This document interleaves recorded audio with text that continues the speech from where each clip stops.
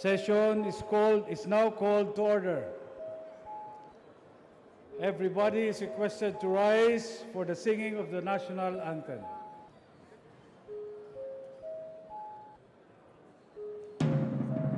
Bayang magiliw, perlas ng silanganan, alam ng puso, sa titik mo'y buhay.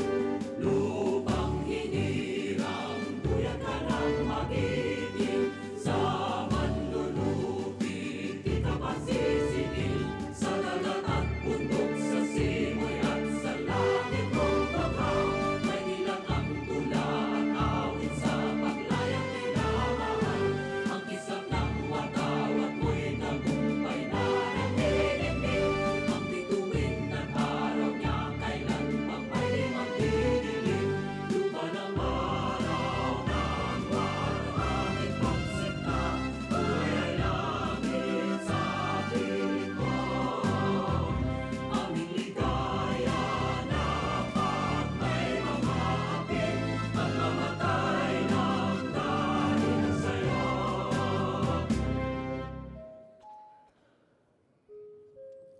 Please remain standing for a minute of silent prayer and meditation.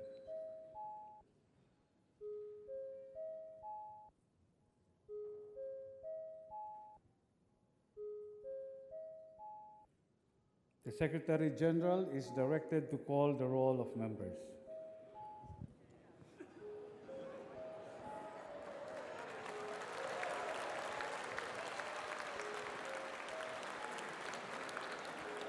Roll call of members, honorable representatives. Abad. Abaya. Abayon. Abellanosa. Abu. Abueg. Acharon. Akop. Acosta. Acosta Alba. Adjong. Advincula. Agaraw. Agabaw. Aglipay Bilyar. Albano. Alcala. Alejano. Almario. Almonte. Alonte. Alvarez France. Alvarez Mercedes. Alvarez Pantaleon. Amante. Amatong. Andaya. Angara Castillo.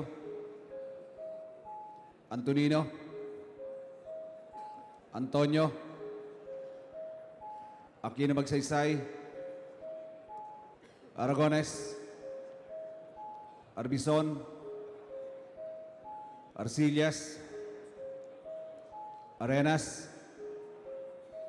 Atienza. Aumentado. Bagaw. Bagaching. Bagilat. Banal. Barbers. Barsaga. Batawil. Batocabe. Bautista Bandigan. Belaro. Belmonte Feliciano. Belmonte Jose Christopher. Belmonte Ricardo. Benitez. Bernos. Bertis. Biason. Billones. Biron. Bulilia. Bondok. Bordado. Bravo Anthony.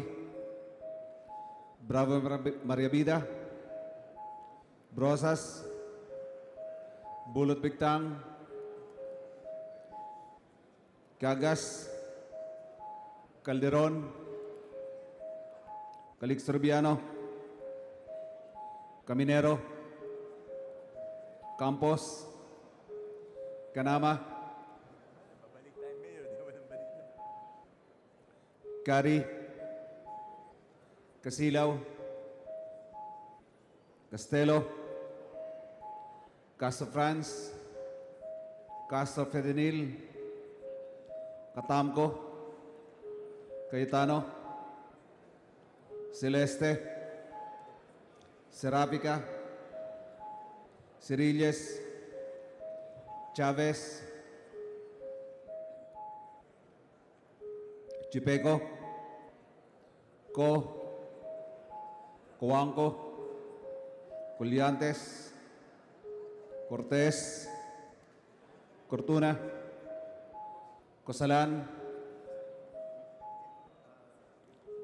Crisólogo, Cuba, Cuaresma, Cueva, Delipe, Datol, Daza, De Jesus, De Venecia, De Vera, Defensor, Del Mar, Del Rosario, De Los Montalia, Dimaporo Abdullah, Dimaporo Khalid, Duwabit, Durano, Di, Ilago, Enverga, Erice, Erigel, Ermita Buhain, Escudero, Espina, Espino, Estrella, Eusebio, Iverdone, Fariñas, Fernando, Ferrer Juliet, Ferrer Luis, Feriol, Floirendo, Flores, Fortuno, Fentebelia, Garbin,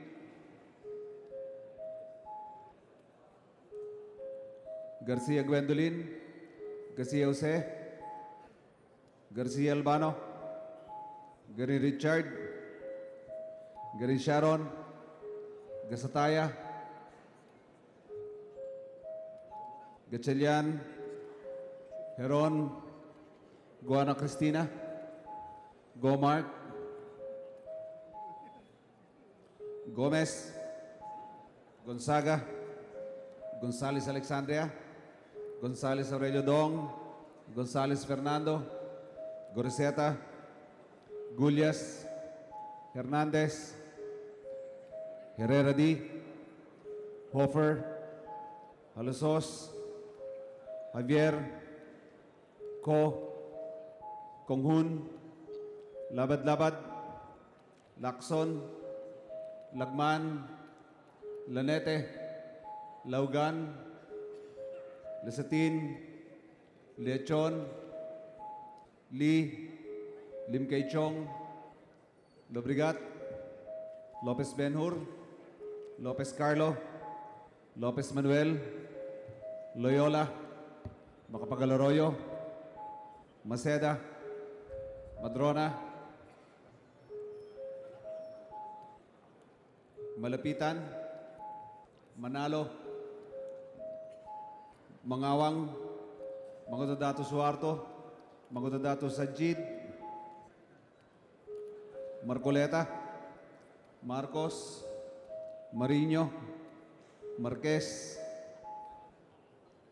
Martinez, Matugas, Miliana, Mending, Mendoza, Mercado, Mirasol, Montoro, Nava, Noel, Nieto, Nograles Jericho, Nograles Carlo, Nolasco, Nunez Maleñaon, Waminal, Ocampo, Olivares, Ong Edwin, Ong Henry, Ortega Pablo, Ortega Vini, Pacquiao, Paduano, Palma, Pancho, Panganiban, Panotes, Papandayan, Pichay, Pimentel, Pineda, Plaza, Primicia Sagabas, Kimbo, Radasa, Ramos, Relampagos, Revilla, Robopuno, Robes, Rocamora, Rodriguez Isidro, Rodriguez Maximo, Roman, Romero, Romualdez, Romualdo, Roque Ari, Roque Rogelio, Sakdalan, Sagarbaria, Sahali, Salimbangon, Salo, Salon, Sambar, Sandoval, Santos Recto, Sarmiento Cesar, Sarmiento Edgar, Sabillano, Sema, Xiao, Silverio, Singson, Swansing Estrelita, Swansing Horacio, Suarez, Si Alvarado, Tambunting, Tan Angelina, Tan Milagrosa, Tan Shirley, Tejada, Teves, Chanco, Ting, Tiño, Tolentino, Treñas, Tugna, Tupas, Turabinataman, Ti, Umali, Unabia, Ungab, Unico, Uy Juliet, Uy Rolando, Uy Barreta, Vargas, Vargas Alfonso, Velarde, Velasco, Velasco Catera, Veloso, Vergara, Villaperte, Villanueva, Villarasa Suarez, Villarica, Villarin, Villago, Yap Arthur, Yap Melesio, Yap Victor, Yu, Zamora Mara Carmen, Zamora Ronaldo, Sarate, Subiri. Speakers present.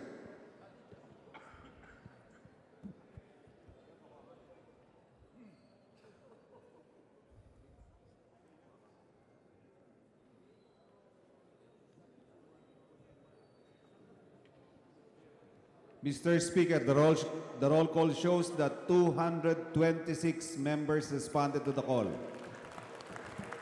Mr. Speaker, With 226 members present, quorum is hereby declared. Mr. Majority Speaker, Leader? Mr. Speaker, this representation Yes, Honorable Atienza. would like to manifest officially on record that the count of the Secretariat is accurate. Because while he was counting, we were counting, and our counts are the same. And for that matter, we would like to congratulate the Speaker for this. Kayo po ay nagpapakita ng liderato upang ang ating Kongreso, lalo-lalo na ngayon sa pangalawang taon ng ating 17 Kongreso, ay magtrabaho tayo, mag-umpisa tayo ng trabaho sa tamang hakbang. At yun po ay yung pagbibigay galang sa ating quorum sa pamamagitan ng roll call following the rules of the House. We would like to give credit also for the persistent and sustained effort of the Majority Leader, Rudy Fariñas, for this new development. It's quite new for many of us. Dahil sanay na po kami na talagang wala pong roll call hanggang mga alas 5:30, alas 6 ng hapon. So we hope that this display of leadership will continue to make us all productive in the second year, third year of the 17th Congress. Again, for the record, Speaker Alvarez, Majority Leader Fariñas should be commended for this. Congratulations. Maraming salamat po at maraming salamat sa lahat po ng ating mga kasamahan. Yes, Majority Leader. Mr. Speaker, I move for the deferment of the approval of the journal of the previous session. There is a motion. Any objection? Hearing none, motion is approved. Mr. Speaker, I move that we now proceed with the reference of business and request that the Secretary General be directed to read the titles of bills and resolutions on first reading as well as communications and committee reports. There is a motion, hearing none. There is hearing no objection. The Secretary General is directed to read. Please proceed. Reference of business, bills on first reading, House Bill numbers 5819, 5820, and 5831, providing for the establishment of TESDA training centers, Representatives Antonio and Quaresma. Technical education. House Bill number 5821, amending Republic Act 9510, Representative Romero. Banks. House Bill 5822, creating an au pair program in the country, Representative Romero. Labor. House Bill 5823, amending Republic Act 6656, Representative Romero. Civil service and professional regulation. House Bill 5824, amending sections 3, 4, and 5 of Republic Act 10573, Representative Sahali. Muslim affairs.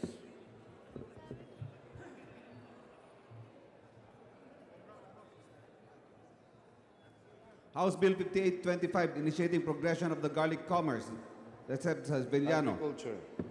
House Bill 5830, House mandating all enforcement officers of all government institutions, Order. Representative Quaresma.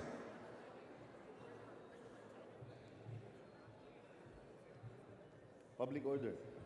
House Bill 5832, providing free education, Representative Campos. Basic education. House Bill 5838, removing the restrictions on the registration of plant Justice. titles. House Bill 5839, penalizing preventing the use of motorcycles. Transportation. House Bill 5844, granting benefits and incentives to accredited bantay dagat sa Matugas. Aquaculture and fisheries. House Bill 5845, amending certain provisions of Public Act 8424. Ways and means. House Bill 5814, amending EO 209 of the Roque Hari. Revision of laws. House Bill 5850, requiring certain financial institutions to post transaction fees. Banks. House Bill 5855, amending Act Number 8815 sa Hari Roque. Revision of laws. House Bill 5856, establishing National Commission on the Impact of Filipino Culture sa Hari Roque. Government reorg. House Bill 5861, preventing drug overdose sa Hari Roque. Health. House Bill 5862, providing grants to community health workers sa Hari Roque. Health. House Bill 5867, constituting a geographic renaming commission sa Haliano. Government reorg. House Bill 5868, strengthening the PhilHealth outpatient care benefit package of Swansea Estrita. Health. House Bill 5872, mandating electric distribution utilities to adopt sa CUA. Energy. House Bill 5873, mandating the AFP-PNP to Seb Romero. Public order. House Bill 5877, prohibiting appointive officials sa Villano. Suffrage. House Bill 5878, declaring the Tinakayan Falls at Batawil. Tourism. House Bill 5885, 5944, converting certain roads at Roman and Tebes. Public works. House Bill 5886, declaring the Mapita tribal communities at Batawil. Tourism. House Bill 5891, requiring institutions to Roque Hari. Higher ed. House Bill 5892, prohibiting certain conduct relating to exotic animals at Hari Roque. Natural resources. House Bill 5897, granting survivorship benefits at Fariñas. Government enterprises. House Bill 5898, granting survivorship benefits at Fariñas. Government enterprises. House Bill 5902, requiring the owner of operators of Swansea Estrelita. Transportation. House Bill 5908, mandating the integration National Building Code to Seb Gonzales Aurelio Dong. Higher Ed. House Bill 5912 requiring land, air, and sea transport provided sa Silverio. Population.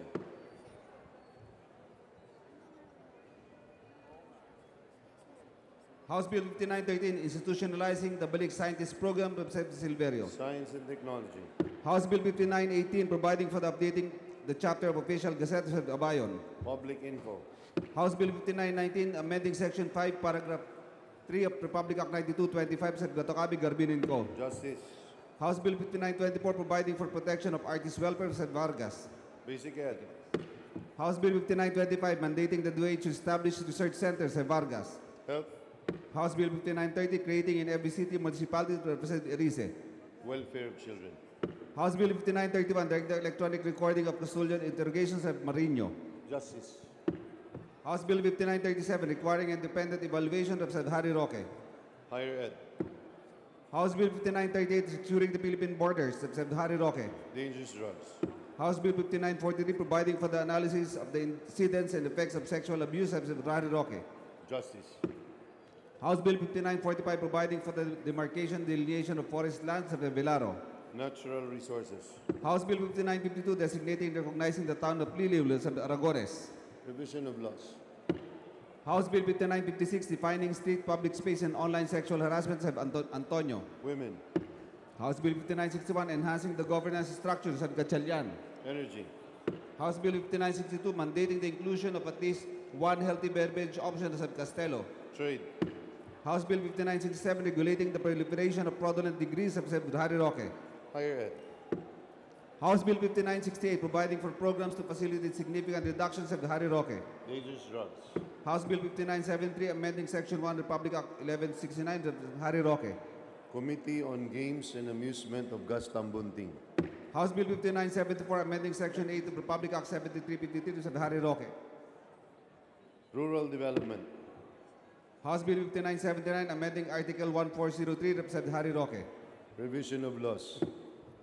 House Bill 5980 imposing an annual production limit of Harry Roque. Natural Resources. House Bill 5983 improving DNA facilities of Harry Roque. Committee on Science and Technology. Resolutions. House Solution 1048 urging the PhilHealth to expand the coverage of dialysis and the list of diseases of Alenete. Committee on Health.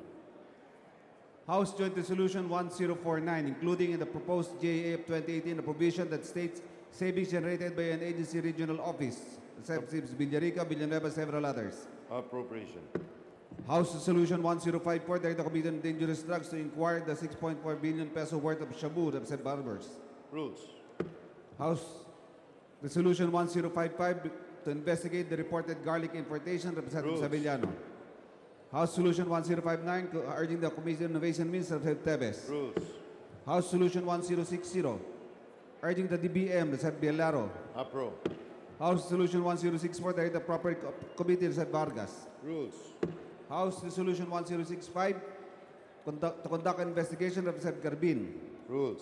House Resolution 1069 expressing profound condolences Representative Lee. Rules. House Resolution 1070 expressing profound condolences Representative Abu. Rules. House Resolution 1070 direct the Committee on Youth Representative Garcia Gwendolyn. Rules. House Resolution 1074 the Committee on Transportation Representative Sarmiento Edgar Marie. Rules. House Resolution 1077 congratulating the Philippine Army Representative Alejano. Rules. House Resolution 1078 direct the Appropriate Committee Representative Sarmiento Edgar Mary. To the Committee on Rules. House Resolution 1082 congratulating members of the 7th Marine Battalion Representative Suarez. Committee on National Defense. House Resolution 1083 expressing full support Representative Salo. To the Committee on Rules. House Resolution 1087 urging the Committee on Tourism Representative Sarmiento Edgar Mary. Rules. House Resolution 1088 directed NGCP Representative Oybareta. Energy. House Resolution 1093 expressing profound condolences Representative Olivares. Committee on Rules. House Resolution 1094 expressing profound condolences Representatives Nieto, Maceda, Malapitan, and Martinez. To the Committee on Rules. House Resolution 1098 commemorating the heroism and recognizing the legacy left by First Lieutenant John Pedrick Savillano, Representative Savillano. To the Committee on Rules. House Resolution 0099, acknowledging the great contribution of the late famed artist Mauro Malang Santos, Representative Savillano. Basic education. House Resolution 1103, resolution to investigate the NIA, Representative Pancho. Rules. House Resolution 1106, calling for investigation, Representative Suarez. House Resolution 1110, expressing the profound sympathy, Representative Robes. Rules. House Resolution 1111, Public expressing order. commendation. House Resolution 1114, commending, congratulating, Rules. Chanco. House Resolution 1115, Rules. messages from the Senate. Message dated May 31, informing the House of Senate even date, approved the Conference Committee report. To the archives. Message dated June 1, informing the House and Senate on May 31, adopted Senate Concurrent Resolution number 5. To the archives. Communications, letter dated 10 April 2017 of Attorney Jose Jobel B. Bellarmino. Transportation. 2016 Annual Report of TESDA. Higher ed. Letter dated May 15 of Catalino Escuy. Local government. Letter dated May 15 of Lynn SF Sicanco. Appropriations. Letter dated May 16 of Minerva I. Mores. Appropriations. Letter dated May 16 of Lynn SF Sicanco. Appropriations. Letter dated May 16 of Minerva L. Morales. Appropriations. Letter dated May 17 of Lynn SF Sicanco. Appropriations. Letter dated May 22 of Attorney Usmin P. Jamel. Appropriations. Letter dated June 1 of Attorney Concepcion Seni E. Periol Enad. Appropriations. Letter dated June 5 of Alan S. Borromeo. To the Committee on Public Works. Report of Attorney Cesar Straight Pareja.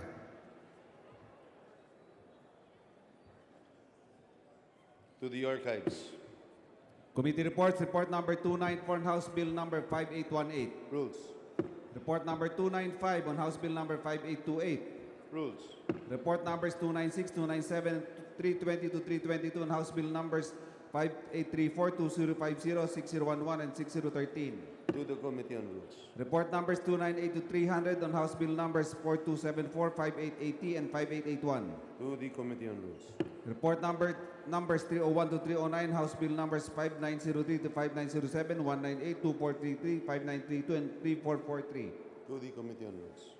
Report numbers 310 to 319, 320, and 324, and House Bill numbers 3986, 5953 to 5955, 5991, 1924, 5992, 3169, 4065, 4166, 4765, and 3188. To the Committee on Rules. Report number 325 on House Bill number 6016. To the Committee on Rules. Majority Leader. Mr. Speaker, with leave of the House, I now move that we open the privilege hour. There is a motion to open the privilege hour. There being no objection, the motion is granted. Majority Leader.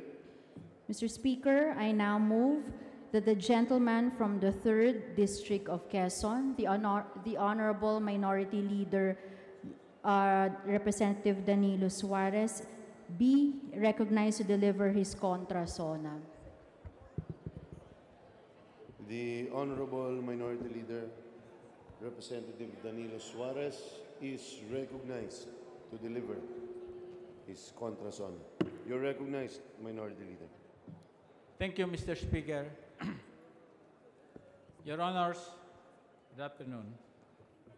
I would like to acknowledge first the presence of my wife, former Congresswoman Aleta Suarez, and my daughter, Attorney Joanna Suarez. The better half is recognized. Go ahead, Minority Leader. Yes, sir. The title of my prepared address is contra-SONA. Paano makokontra ang isang Pangulong 82% ang trust rating at 92% ang awareness? So, hindi po ito contra-SONA. The position of the minority is enhance the President's address yesterday. Yesterday, the President delivered the second State of the Nation with a theme, a comfortable life for all. Interpreting the President's SONA, a comfortable life requires several basic components. A comfortable life means living in a drug-free community.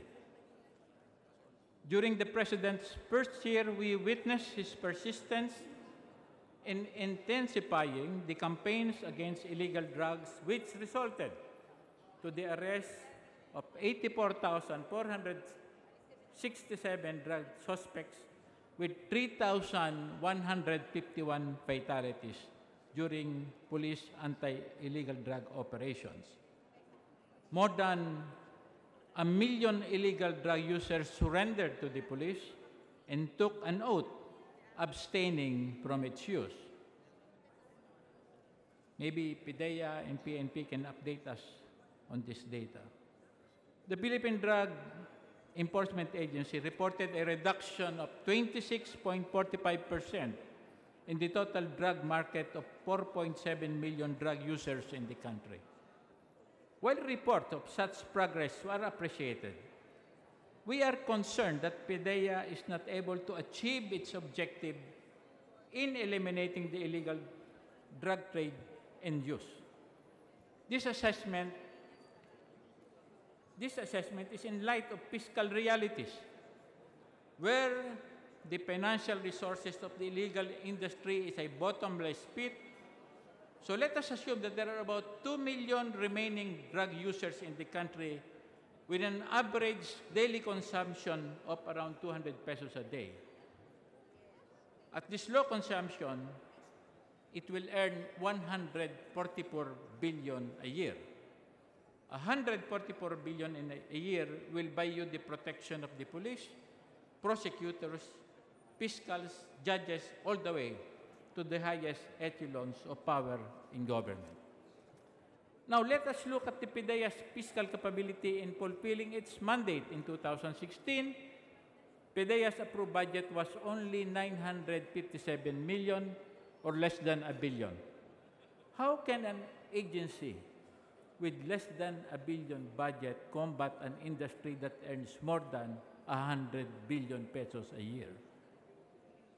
If we are to suppress an industry which makes this amount of money, we have to be at par with its capability. We need funds for intelligence, operations, transportation, in gears to enhance efficiency.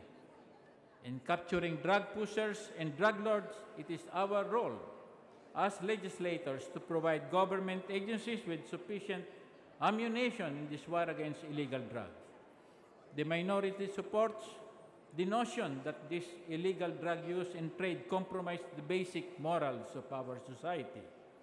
The President asked us to join him in this war. To this end, the minority will ensure that PIDEA has the necessary funding it needs to finally eliminate the drug menace. But this initiative must come from the President. We feel that the drug war may be more effective if we deal not only with its criminal aspect, but also the social and economic facets that contribute to the proliferation of drug use. For instance, there are 1,308,000 drug surrenderies from July 1 to June 20 of 2017, as reported by the National Police. That is more than 1 million people who may not be able to find gainful employment given their police record. That is a reputation in their community. Our unemployment rate is recorded at 5.7% based on the April 2007 statistics. It has risen by 0.3% since July 16 of 2016. Meanwhile, latest poverty rate from 2015 survey as recorded at 22.5. We are looking at another year of striving to lower the poverty rate, reduce the poverty gap. This continuing rise of dollar against peso and the high inflation rate recorded at 3.1% in May of 2017, which is almost twice the rate in 2015, contribute to the poor economic conditions that affect most of the population. Hence, while it is understandable that the use of illegal drugs is an urgent and important problem to address, we must pursue measures that will deal with other issues of national interest, such as hunger, poverty, and unemployment. I urge the government to provide alternative income sources for illegal drug players, especially those in the front lines. Better economic conditions for all social classes will be a more effective means to suppress crimes, promote development in the country, and lead to a comfortable life for all. A comfortable life means you can trust the government. President Duterte mentioned that the lowest bid policy and government projects promotes corruption. The minority has been advocating for the amendment of the procurement law.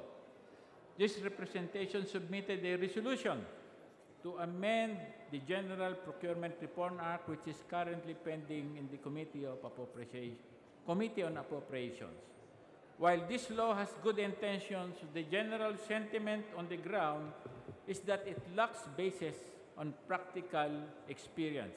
Hence, the existence of fly-by-night operations, which proposes low bids just to blackmail legitimate businesses, and I hope this Congress would give priority in passing this bill to soon address the problems in government procurement. The President mentioned that he instructed the Department of Finance and the Bureau of Internal Revenue to accept Mighty's Corporation offer of tax liability amounting to 25 billion, the biggest tax settlement in history. According to the President, this amount will be used to rehabilitate Ormoc Leyte, which was recently damaged by a magnitude 6.5 earthquake, and Marawi City. The settlement means that Mighty Corporation will cease to engage in the tobacco business, but it does not mean that the company will be exempted from criminal culpability. Mighty Corporation's tax evasion coincided with the BIR and MBS's consistent incompetence in missing their collection target during the previous administration. We must investigate how Mighty was able to evade taxes and penalize the proper government officials during the past several years prior to this administration. I will also take this opportunity to remind Secretary Dominguez of his promise to implement the lateral attrition law, a law that rewards and penalizes tax collectors depending on their performance and efficiency in collecting taxes. A comfortable life means that we can communicate with ease and convenience.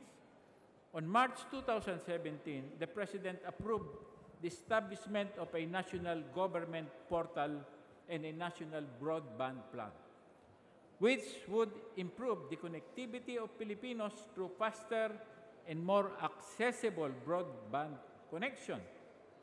With due respect to the President, the realities of the telecommunication industry make this national broadband plan a pipe dream. How can we achieve nationwide connectivity when internet connection in our country is among the most inefficient services in the region? Everyone will agree that our internet services are slow and inconsistent. If at all, the services rendered are consistently inconsistent. We are curious how the relevant cabinet and government agencies can achieve these goals. We are currently confined to two major players in the telecommunication industry that provides grossly incompetent services. During the committee hearings on the franchise renewal of Globe and Smart, these companies committed to improve their quality of services at no additional cost to the consumers. If these two services providers are presently unable to produce satisfactory services, maybe we should rethink the national broadband plan and review whether these two companies are in gross violation of their obligation under their franchises.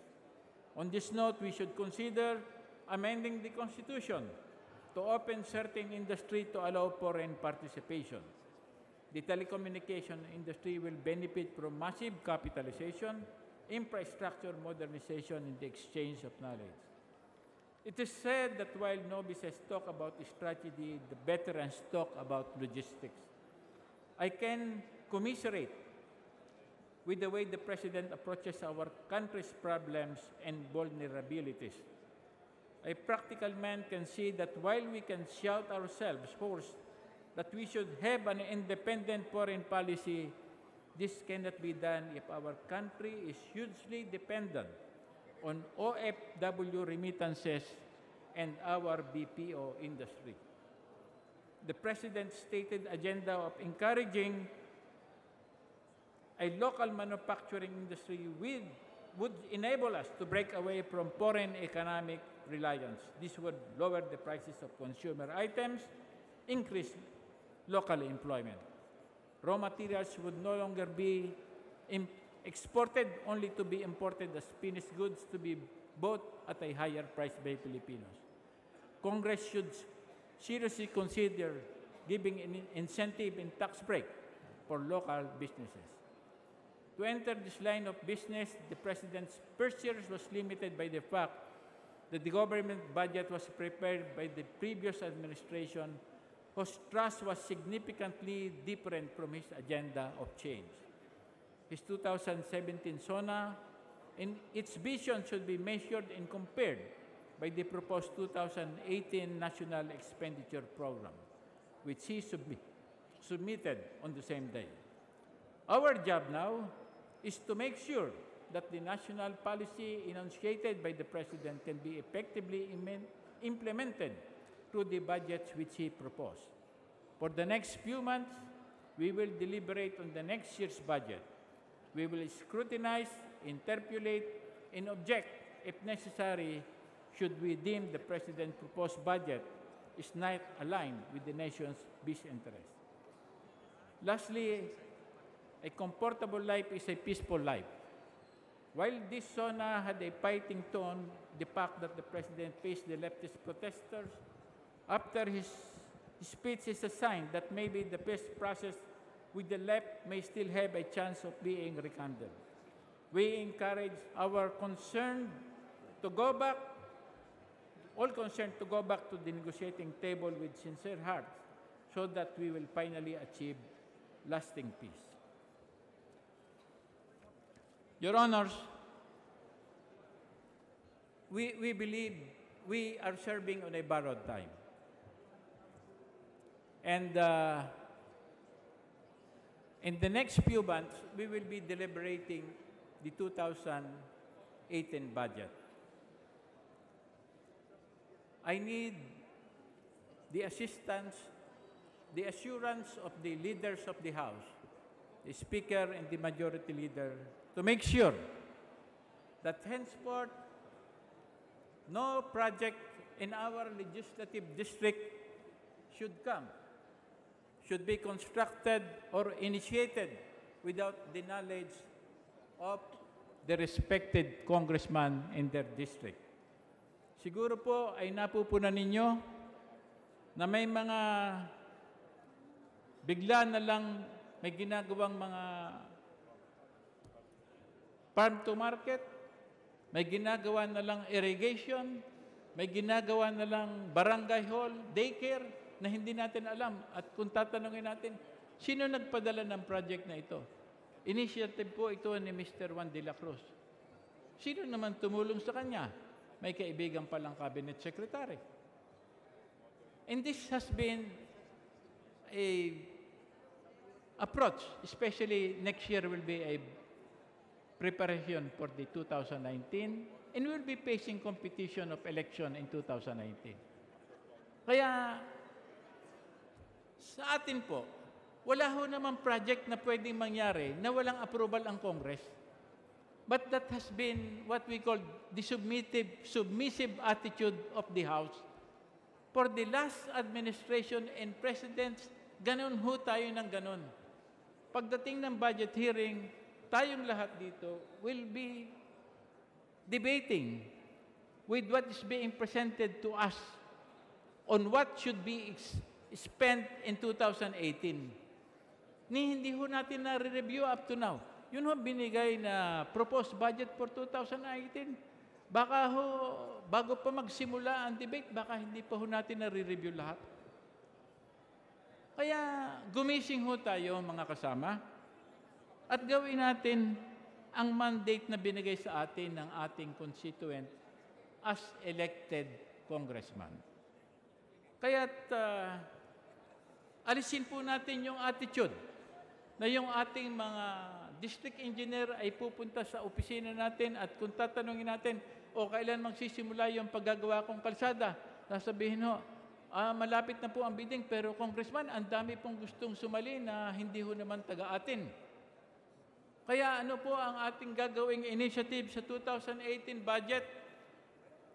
Wala pong project na public works na pwedeng gawin sa ating distrito 100 million and below na hindi taga-atin ang kontratista. Sa pamamagitan niyan, ang pera po ay iikot sa ating distrito at sa ating probinsya. Sa ganitong paraan, mga kasama, maiiwasan din natin yung mananahod. Alam naman natin kung ano ang problema ng ating mga district engineers, yung mananahod. Sasali at sasabihin, pag hindi mo kami binigyan ng porsyento, ibabagsak namin ang presyo. And how many years? Let's say na po na yung mananahod ang manalo. How many years will it take us back to have it rebidded because it will be a failed bidding? More than 1 year. Yan ho ang practical way na nangyayari at yan ho ang kalakaran ngayon. That must be stopped. Tayo ho mga kasama, we can shine in this plenary. We can be the best orator, we can be the best debater, we can be the best spokesperson in committee hearing, pero pag wala kang nagawang project sa distrito mo, hindi ka marire-elect. Yan ho ang katunayan. Kaya napaka-sensitive po nitong ating gagawing budget for 2018. And I would like to get the assurance that the leadership of this House will fight for our right, will fight for our mandate as representative and the right to appropriate funds for this country. Marami pong salamat. Maraming salamat to our minority leader, majority leader. Mr. Speaker. Mr. Speaker, I move that we recognize the Honorable gentleman from Buhay Party List, the Honorable Lito Atienza, for his interpellation. With the kind permission of the gentleman, our minority leader. The Honorable Congressman Lito Atienza is recognized. Yes, Please proceed. thank you, Mr. Speaker. As I said, with the kind indulgence of the minority leader, I would like to add a little more to the perspective that he has given as a reaction of the minority and the people in general on the state of the nation, which we heard lengthily yesterday. Yes, Your Honor. Opo, sapagkat nung isang taon, lahat tayo ay nakinig sa State of the Nation ng ating Pangulo sa kanyang kauna-unahang taon. Marami po siyang binanggit ng mga problema ng bansa at ng tao na talagang ating nakitang totoo, lalong-lalo na po sa problema ng droga. Marami rin po siyang binanggit ng mga nagpapahirap sa ating mga mamamayan na tinukoy niya, nabibigyan niya ng aksyon with the corresponding directions, orders, and making the department heads and the heads of agencies fully accountable. And I'd like to mention some because I noticed, nakahanda po sana kung pumalakpak na muli hanggang mamula ang aking mga kamay, hindi po niya nabanggit. Pwede po bang tanungin ko ang ating minority leader dito sa mga isyong ito? Pwede po. Una, noong isang taon, ang sabi po ng ating Pangulo, hindi magtatagumpay ang ating ekonomiya at hindi aangat ang kabuhayan ng Pilipino kung hindi natin lilinisin ang ating mga katubigan. When I heard that, I was really overjoyed because that means clearing the waterways, the water bodies all over the country, more than 700 rivers, and so many lakes, including Manila Bay and Laguna de Bay, of all of these structures which are depriving all of us proper use and benefits from these water bodies. And he directed precisely the Department of Environment and the Laguna Lake Development Authority to immediately act on those issues that he mentioned. But after 1 year, the 3 months that he gave, all the agencies then did not deliver anything. I'd like you to know, Mr. Minority Leader, I checked on the Laguna Bay just before the SONA para hindi po naman ako magkamali ng aking appreciation. Nakita ko po, punong-puno ng fish pen ang Laguna de Bay, hindi po nagbabago ang kondisyon, bagkus lalong nabulok pa ang tubig doon. Kinausap ko ilang mga mangingisda ron, ang sagot po sa akin, wala po naman nagtatanggal dito. Nadagdagan pa nga ho. At tuloy po ang corruption sa Laguna Lake Development Authority. Your Honor, siguro po ay yon ang napapanahon na sinasabi ko. Sa buwan po ng September, October, paparito po ang in charge ng Laguna Lake at hihingin ang pondo para sa 2018. At ito ho ang pagkakataon natin na pakita mo sa amin dito sa dalawang screen na ito. Ano ang ginawa mong pera? Magkano ang binigay namin sa iyo noong 2017 for Laguna Lake? At pakita mo sa amin dito, how did you spend it? And why are you asking this amount of money for 2018? And that will be the appropriate time for you to say that you did not spend it well, you mismanaged government funds, and to the extent that the minority in Congress can ask for a complete reorganization of that office, then we can do it. Yun ho ang pwede natin gawin. But mabuti na alaala po niyo yung state nga kahapon po ng Pangulo about economic, waterways na hindi niya nabanggit. Gusto ko rin punahin na mukhang hindi niya nabanggit ang problema ng ENDO. Sinasabi ko lang po dito as a minority leader na yan ho binanggit niya noong unang SONA. Parang nakalimutan niya ngayon. Pero ito ang problema na binanggit ninyo is a serious issue because it involves environmental, it involves health, and gaya ng suggestion ko, Senior Deputy Minority, yan po ay pwede nating usisain pagpipresent nila ng budget for 2018. It is a fact, Mr. Speaker. The minority leader is very much aware of the conditions of the degraded quality of water in Laguna de Bay. Once upon a time, we dreamt of a Laguna de Bay which would really give a big booster, impetus for the economy of the outlying regions, including Metro Manila, and that of the whole country. If that body of water would carry the capacity to provide livelihood for our fisher folk, baka sakaling bumalik na naman po ang mga suso at bumalik po ang mga itik sa Rizal at bumalik po ang masarap nating balut na nanggagaling dyan. Baka bumalik po yung mga panahon ang isdang nahuhuli dyan ay hindi na po lasang burak, hindi lasang gilik, kundi malinamnam katulad po ng isdang nahuhuli dati sa lugar na yan. But sad to say, 6 years of Mr. Aquino, he did not do anything about it. And when President Duterte took over and he promised to act on it, we said, he is the only president who may be able to make use of our natural wealth in water and provide an opportunity for a better life for everyone. Pero nung hindi po niya binanggit kahapon, hindi ko po maiwasan na talagang manghinayang dahil gusto natin magtagumpay si Pangulong Duterte. I'm sure we share our common wish that this president would already succeed in doing what is necessary and not just to be an ordinary. Pero hindi po niya binanggit. Baka nakalimutan po. O baka naman nawala na sa agenda.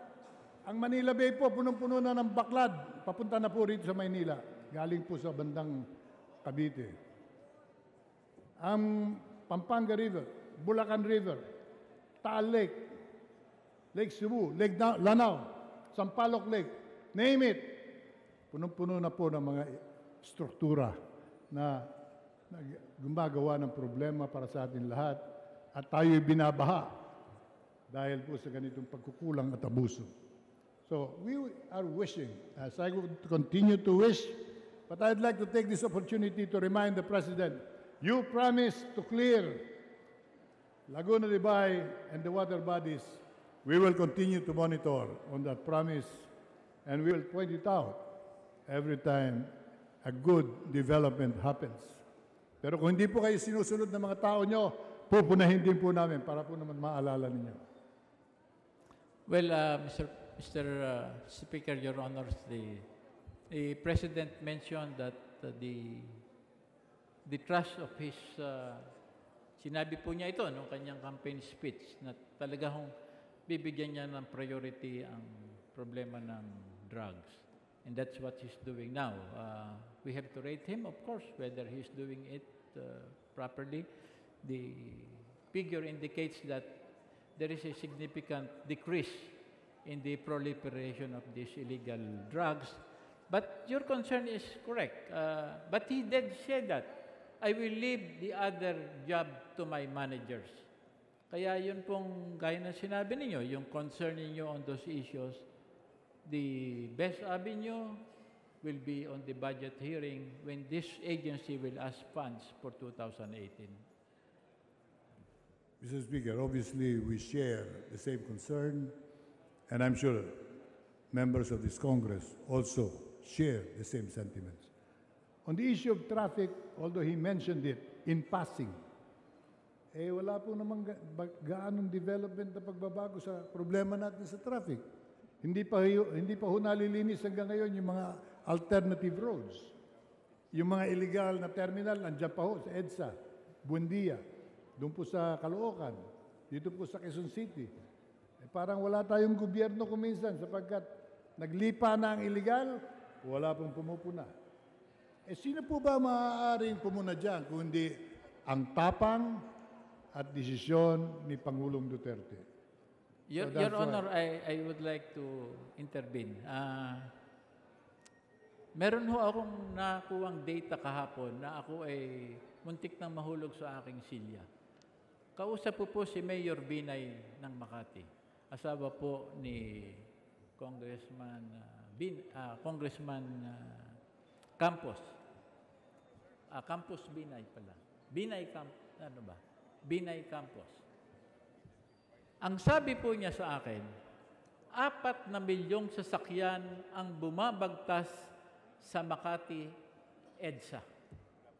4 million vehicles a day and counting. Kaya yan po ang issue ng traffic ay talagang napakaselan at napakabigat na problema. Nag-propose na po tayo.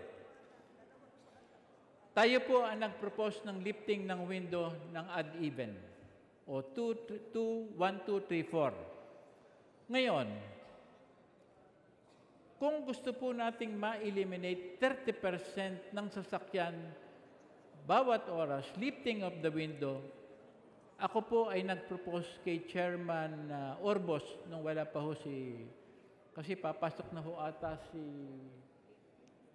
Mato ba o si Lim? Si General Lim. Nagawin na po nating 3 numbers ending. By that, we will be eliminating 30% of vehicles in the major thoroughfares. Pero ang balita ko po, nireject po ng Metro Manila Commission's mayors yung ating proposal. Pero tingnan po natin talaga ang traffic. Gaya ng sinabi ko, 4 million vehicles a day. Wow. If you measure the width and length of a Makati roads in EDSA, now you can see how slow is the pace of traffic movement with 4 million vehicles. And it's a serious problem indeed. And we cannot just throw this to the President and say, solve this problem. This is a problem for all. But along that line, Your Honor, I would like to give the President 1 year. Di ba sinabi niya, learning curve? Because he's a reluctant president candidate. Alam po naman natin, wala hong plano itong tumakbo noong 2016. Yun po mga kandidato, talaga hong ready na yan. Kung sakaling nanalo sila, may mga cabinet na nga ho sila. Ito ho, nangapapa. At sa matter of fact, sinabi po niya kahapon that he did fire some of whose chosen na mga malalapit sa kanya na proven to be incompetent and corrupt. Kaya may 1 year na ho siya ron, Your Honor. So we just have to be consistently reminding him of this serious problem because this is a deterrent to investment. Wala akong paparitong investor pag nakita yung traffic ng Metro Manila. I agree with you. It's a serious problem. Opo. Kaya po tayo nagbibigay paalala sapagkat umaasa pa rin tayo na may gagawin ang ating Pangulo. Umaasa tayong sana'y makarating sa kanila yung pinag-uusapan natin ngayon. Sapagkat nakalimutan niyo siguro kahapon. Hindi ko iwasang banggitin. Noong mga panahon ni Mr. Marcos, yung pong silid na yon, ay minomonitor po kami rito sa Batasan Pambansa. Lahat ng pinag-uusapan namin dito, alam agad ng Malacanang. Kaya sana naman makarating sa Malacanang itong ating binabanggit ngayon at maaksyonan niya. Kaya kung si Mr. Marcos noon nakaka-aksyon ng madalian, meron po siyang monitoring. Tinig ng bayan, gusto niyo naririnig ibalik niya natin diretso sa Malacanang. Yung eavesdropping, ibalik dito sa Opo, plenary. kaya ako'y umaasa, baka may nakikinig ngayon, baka may nagre-report sa kanya. Sabihin nyo, itong sinasabing ito ni Congressman Atienza at ni Congressman Suarez na baka nakakalimutan ng ating Pangulo. Babalikan ko lang po yung traffic. Yung MRT, the only mass transport system we have, continues to break down. Ang tao nakakaawa na po pagka umuulan, lumalakad po sa ulan. Baka sakay lamang pagkatapos ng isa't kalahating oras ng paghihintay. Wala pong ginagawang pagbabago. Ganon din po ang ating pahirap sa ating mga mamamayan. Napag-alaman natin na bumili ang gobyerno ng isang katutak na tren nung nakaraang administrasyon. Subalit ang mga tren ay hindi pwedeng gamitin sapagkat lihis sa specification ng ating mga riles. Sino may kasalanan? Ang tanong ng mga senador, ang sabi po, nung dating nagmamaneho ng LRT. ng Department, DOTR. Ang sabi po ay Secretary Rojas. Kung siya may kasalanan, bakit wala pong demandang tinatanggap ng taong to? Ay pinapaalala natin, kung naghahanap si Pangulong Duterte na dapat managot sa pahirap sa bayan ngayon, balikan niya ang nakaraan. Sino bumili ng mga tren na hindi nagagamit? Bilyon-bilyong piso ang ginugol ninyo dyan, hindi pala pwedeng gamitin sa ating riles. Anong gagawin natin sa mga tren na yun?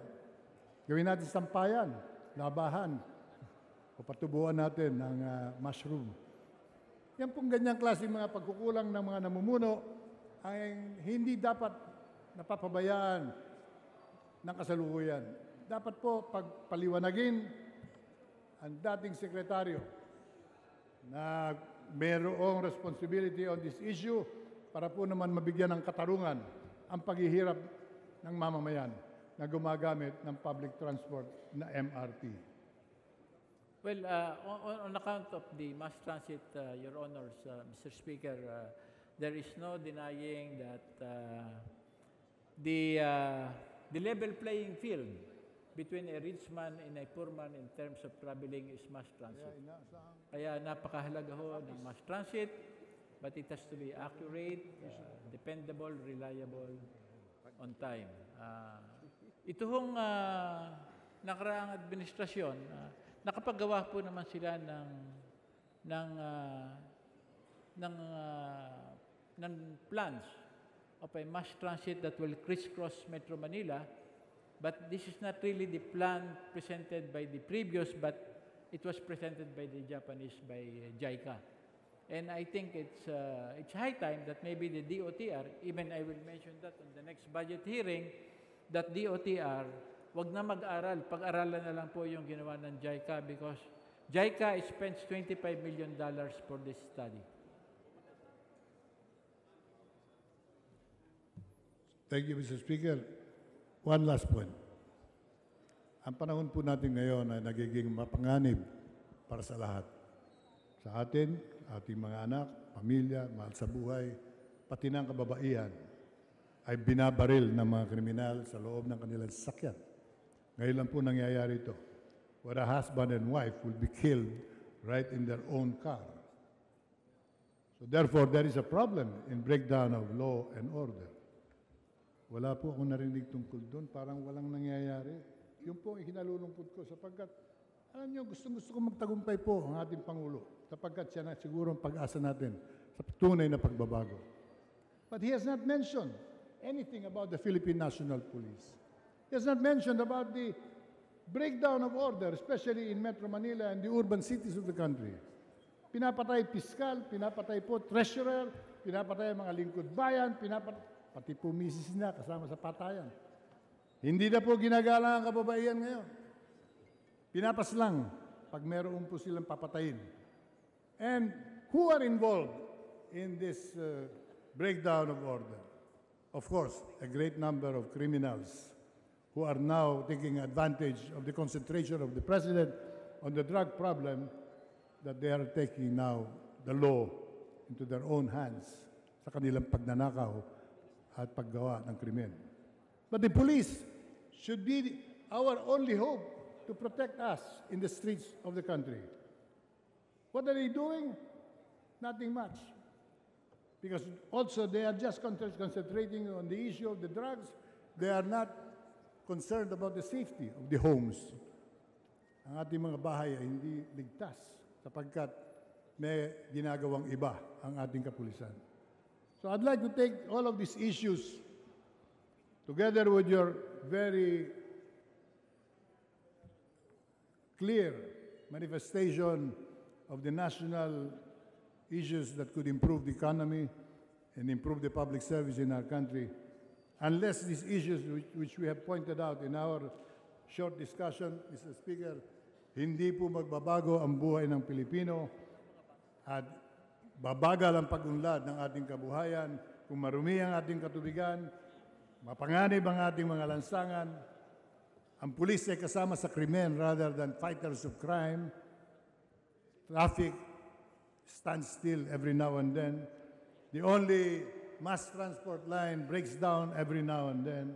Wala po tayong narinig tungkol sa subway system, more tunnels to be built para po tayo makatawid sa Quezon, sa probinsya ng minority leader, in the most practical, accessible manner. Marami pong idea na maaari pong magbigay ng pag-asa. Pag-asa sa pangkaraniwang Pilipino. Ito na ang tunay na pagbabago. Gusto kong makasigaw tayo ng ganyan sa susunod na taon kapag nakinig tayo sa kanya uli kung ano ang kanyang sasabihin sa bayan. Sa ngayon, hindi po ako makapalakpak na gaano kahapon sapagkat hindi ko po narinig yung mga hinihintay ng pangkaraniwang tao sa lansangan. Yung mga pinag-uusapan ng mga tao sa kanilang looban, sa loob ng mga barangay. Ano ang gagawin ng ating Pangulo? And we hope all of these discussions that we've had will reach the ears of the President as what Mr. Marcos used to do. That hall was dedicated for eavesdropping. I hope somebody is there eavesdropping in this exchange of our sentiments. Congratulations, Mr. Minority Leader, for your insight on the national picture and the national economy. Include our observations on the local, but also fast becoming national problems, so that together we can all help the President have a better government and have real changes in the attitudes of public servants in the country today. Maraming salamat po. Majority Leader. Mr. Speaker, I move that we refer the speech of the Honorable Minority Leader to the Committee on Rules for its appropriate action. There is a motion. Hearing none, the motion is approved. Majority Leader.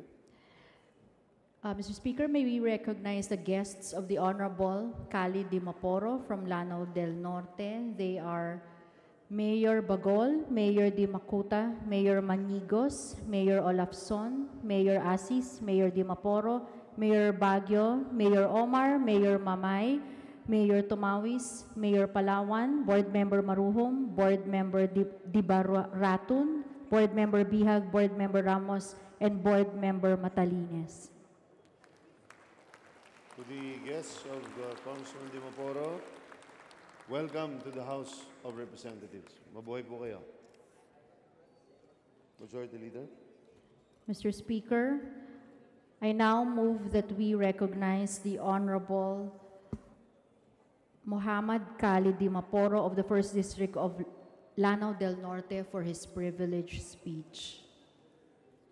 The Honorable Muhammad Khalid Q. Dimaporo is recognized. Thank you, Majority Leader, Deputy Speaker. Again, Speaker, colleagues of the 17th Congress, Governor Imelda Quibranza Dimaporo, the mayors of Lanao del Norte, board members of the province, mayong hapon sa tanan, assalamu alaikum warahmatullahi wabarakatuh. On June 8, 2017, NAPOLCOM issued resolutions number 2017-334 and 335. Resolution 334 withdraws the deputation of governors of Lanao del Norte, Maguindanao, Lanao del Sur, Sultan Kudarat, Sulu, Basilan, Tawi-Tawi, and the mayor of Cotabato City.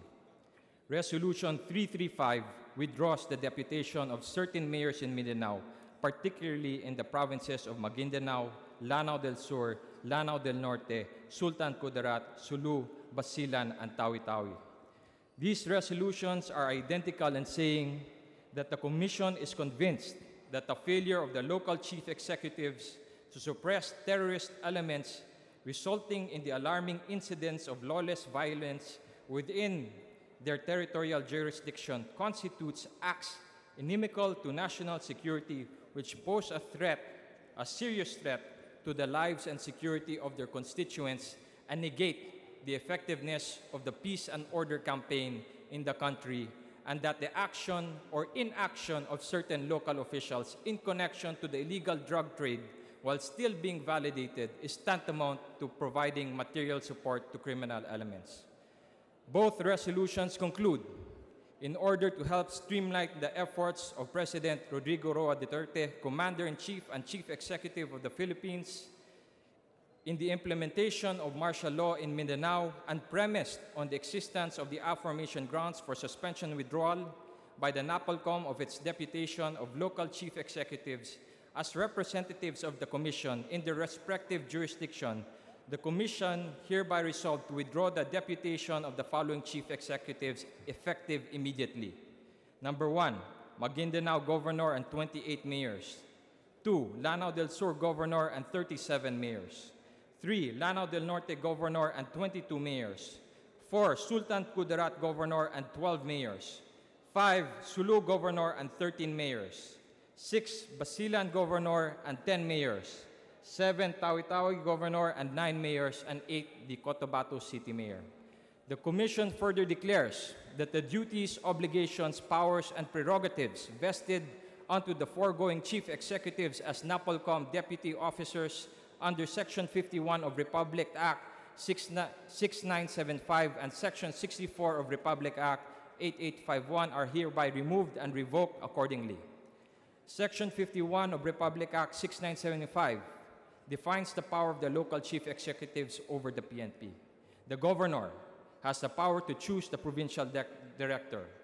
The governor has the power to oversee the implementation of the provincial public safety plans.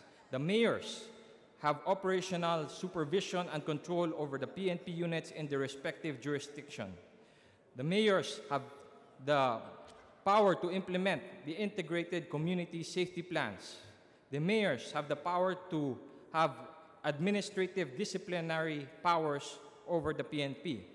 They also have other powers: the authority to choose the chief of police, the authority to recommend the transfer, reassignment, detail of PNP members outside of the respective towns or cities, and the authority to recommend the appointment of new members of the PNP to be assigned in the respective towns and cities.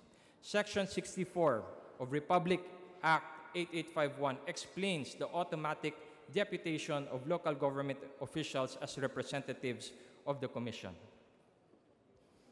In summary, since June 8, 2017, the NAPOLCOM has decided to strip 7 governors and 132 mayors of their supervisory powers over the police.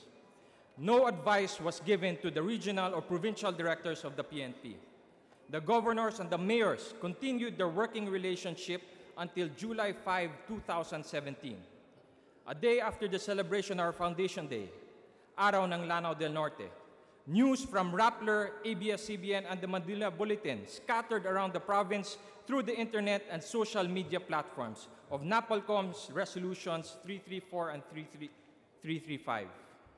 The governor called her PNP provincial director, the PNP regional director, and the NAPOLCOM regional director to confirm media reports regarding the NAPOLCOM resolutions.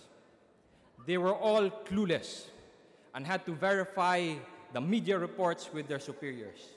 So the following day, July 6, 2017, 17 mayors, the provincial governor, and the province's 2 district representatives met in Cagayan de Oro to make a united stand against the basis of NAPOLCOM Resolution 334 and 335. First, NAPOLCOM alleges that the local chief executives failed to suppress terrorist elements in their respective jurisdictions. I am assuming the terrorist elements that NAPOLCOM mentioned are referring to the Maute group that brought death and ruin to the city of Marawi. The Maute group was founded in 2012 by brothers Abdullah and Omar Maute. The initial encounter with the AFP was in 2013 when they attacked government troops in the security checkpoint at Madalom, Lanao del Sur. They became notoriously known for their connection to the Davao bombing on October 4, 2016. This led to the AFP's pursuit and clearing operations in the Maute stronghold in Butig, Lanao del Sur on November 25, 2016.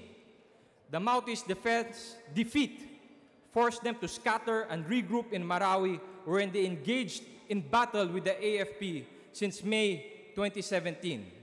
This prompted President Duterte to declare martial law in the island of Mindanao.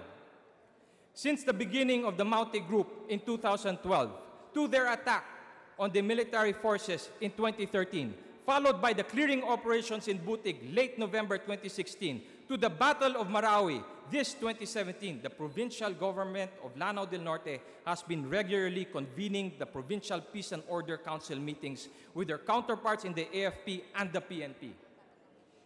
In all security briefings conducted, there was not a single report from the military or PNP intelligence that the Maute terror group are operating in the province of Lanao del Norte. So how can the local chief executives of Lanao del Norte fail to suppress terrorist elements when, based on PNP and AFP intelligence, they don't exist or operate in our province? The threat of Lanao del Norte is not the Maute, but the MILF in Munay and the NPAs entering the municipality of Kapatagan from the Zamboanga Peninsula. And in both cases, the local chief executives are very proactive in keeping those threats at bay. When the Bangsamoro Comprehensive Agreement was signed in Malacanang during the previous administration, Commander Bravo wanted to parade from the boundary of Lanao del Norte and Lanao del Sur to the coast, to the interior municipality of Munay, and down to the coastal town of Kauswagan. His intention was to march fully armed, 500 men strong, and declare victory for the MILF in his hometown of Kauswagan. The provincial government immediately reacted and asked the national government to give guidance to the AFP through the Secretary of National Defense to honor the Peace and Order Council resolution, forbidding the entry of the MILF in Lanao del Norte while they are bearing arms and are in uniform. The municipal mayor of Kauswagan also reacted, establishing a command center and coordinated with the AFP and PNP to defend the municipality. Shortly, the AFP's counterpart battalion in Lanao del Sur flanked Commander Bravo's rear so that in the occurrence of violence, we can properly contain and neutralize the rebel threat. After 3 days of negotiations, Commander Bravo agreed to come down to Kauswagan with his contingent unarmed and in civilian clothing. After his rally in Kauswagan, he peacefully returned to the provincial boundary. In the case of the NPA, the AFP, in partnership with the provincial government and the municipal government of Kapatagan, established the Integrated Interior Security Defense Plan. Kapatagan is the entry point of the NPA to Lanao del Norte. The plan consists of a series of workshops with the AFP, PNP, and barangay tanods to designate roles and procedures in the event that threats infiltrate the community. The system was effective in tracking NPA movement into the municipality and, when needed, the neutralization of such threats. These are just a few examples of how we try to work together with our security forces to maintain peace and order in the province of Lanao del Norte. If the Mauti terrorist threat existed in the province, they would have been dealt with accordingly. So what did the local chief executives do to catch the ire of NAPOLCOM? What basis does NAPOLCOM have in stating that the local chief executives failed in contributing to the administration's war on terror? When war broke out in Marawi, the province and its municipalities supported martial law. To restrict movements of the terrorists, the AFP and PNP established a series of strict checkpoints. The needs of the PNP to conduct checkpoints, such as multi-purpose tents to protect security personnel from rain and shine, food provisions to ensure 24-hour manning of checkpoints, communication equipment linked to command centers like two-way radios were all provided by the local government units. So what did the local government units do wrong to be branded as failures in peace and order by NAPOLCOM? To further restrict movements of terrorists, a province-wide curfew was established. 8 p.m., all businesses are closed. No one is allowed to be out on the streets. In cooperation, the provincial government reduced office hours from 5 p.m. to 3 p.m. so its employees can reach home in Iligan City before curfew. During our Foundation Day celebration, Araw ng Lanao del Norte, there were no evening activities, no fireworks, no gun start for a fun run, just a whistle. The provincial government strictly complied with the recommendations and regulations of the AFP. Contrary to NAPOLCOM Resolution 334 and 335, what the local officials of Lanao del Norte has shown is their ability to cooperate and support their security forces in their endeavors to curb terror. And yet, amidst the good working relationship on the ground, NAPOLCOM declared the local chief executives of the province as negligent of their duties. Let me give you an example, an instance, my colleagues, that occurred while the battle was raging in Marawi. After the declaration martial law, terrorists were identified by AFP intelligence, and wanted posters were distributed to the LGUs. The provincial governor had the foresight to place them in all emergency rooms of the 6 provincial hospitals. One night, a patient was brought to Kauswagan Provincial Hospital. He was severely wounded and was referred to the Baroy Provincial Hospital, which has a specialist that can address his condition. When he was admitted in the Baroy Provincial Hospital, the X-ray showed shrapnel in his wounds. The governor was informed and the patient was tested positive for gunpowder residue.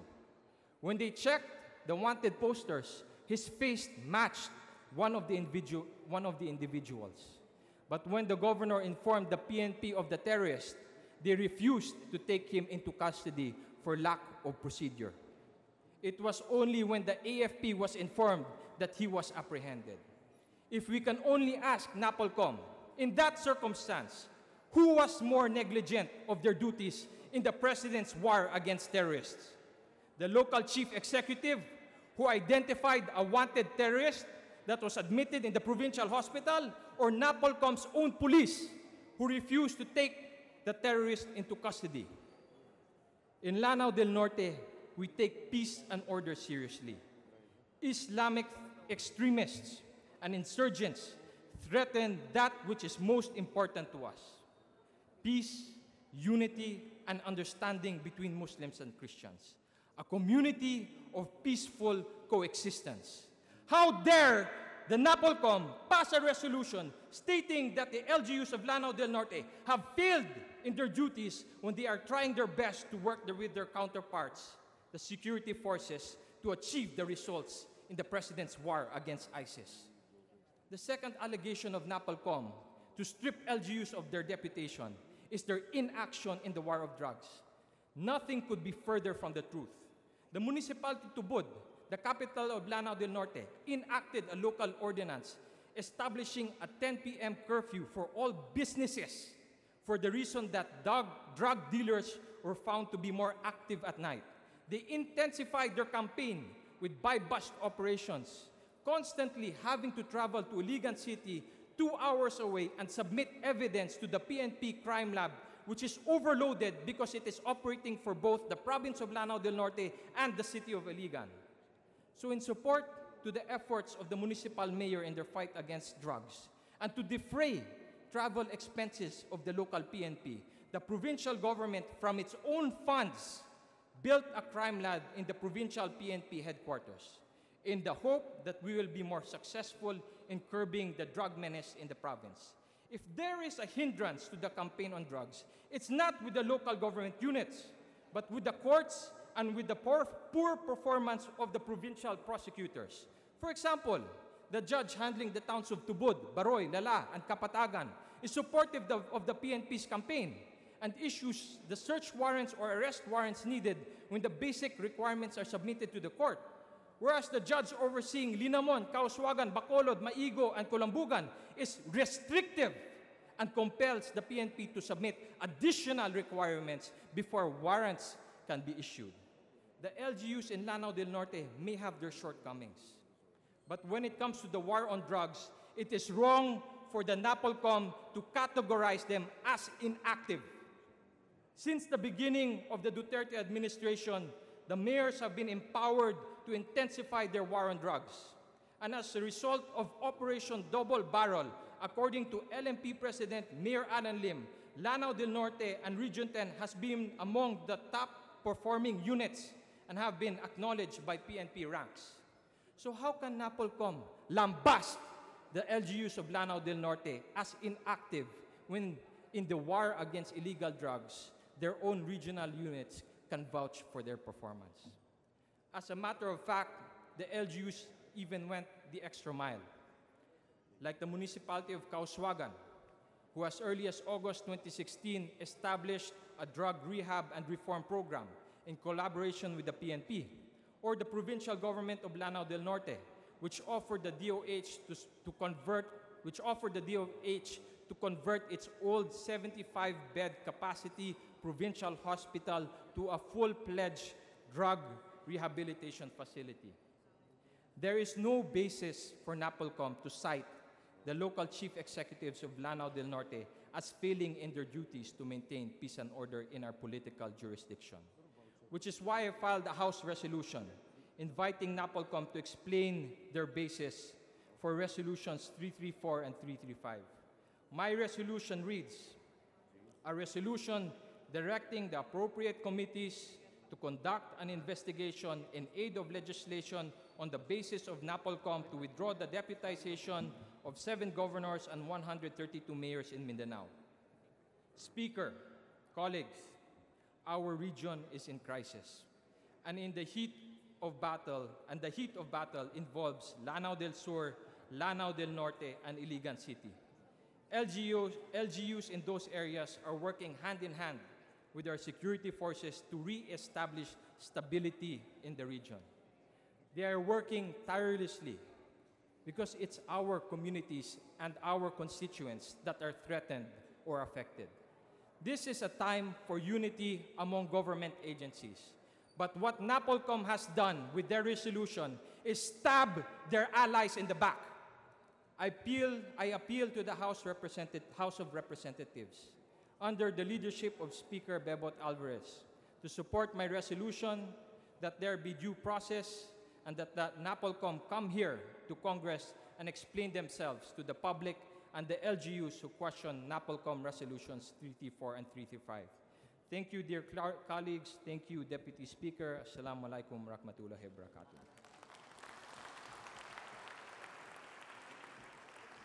Maraming salamat, Congressman Dimaporo. Yes, Majority Leader. Mr. Speaker, I move that we refer the speech of the Honorable Dimaporo to the Committee on Rules for its appropriate action. There is a motion, hearing no objection. The motion is approved. Majority Leader. Mr. Speaker, I now move that we recognize the Honorable Congressman from the 1st District of Albay, the Honorable Edsel Lagman, for his privileged speech. The Honorable Congressman Edsel Lagman is recognized. You have the floor, sir. Mr. Speaker, distinguished colleagues, with due apologies to the Honorable Danilo Suarez, who admittedly did not deliver the traditional contra-SONA, I have entitled this speech as the real 27 counter-SONA. Let me start this counter-SONA by thanking the President for his continued support for the reproductive health law, particularly with his issuance of Executive Order Number 12 on January 9, 2017, which calls for the full implementation of the RH law, particularly attaining and sustaining zero unmet need for modern family planning. To give emphasis to his endorsement of the RH law, the President went to the extent of castigating the Supreme Court for issuing a TRO enjoining the use and procurement of Implanon and Implanon NXT, which are the hormonal contraceptives of choice by countless women. Mr. Speaker, however, the President's demonstration against the High Court came too late because the Supreme Court has already issued a final decision upholding the TRO and even extending it to other contraceptives unless certified by the Food and Drug Administration, the FDA, that they are not abortifacient in a process akin to a quasi-judicial jurisdiction. Meanwhile, it should be underscored that teenage pregnancy in the country is still on the rise. And the United Nations Population Fund and the Department of Health said in 2016 that the Philippines does not only have the highest rate of teenage pregnancy in Asia, it is also the only country in the Asia-Pacific region where the rate of teenage pregnancies rose over the last 2 decades. Dependent unemployed juvenile mothers and their unplanned children contribute to the erosion of the country's economic gains. Moreover, high maternal deaths have not been contained, and our contraceptive prevalence rate still falls below international standards.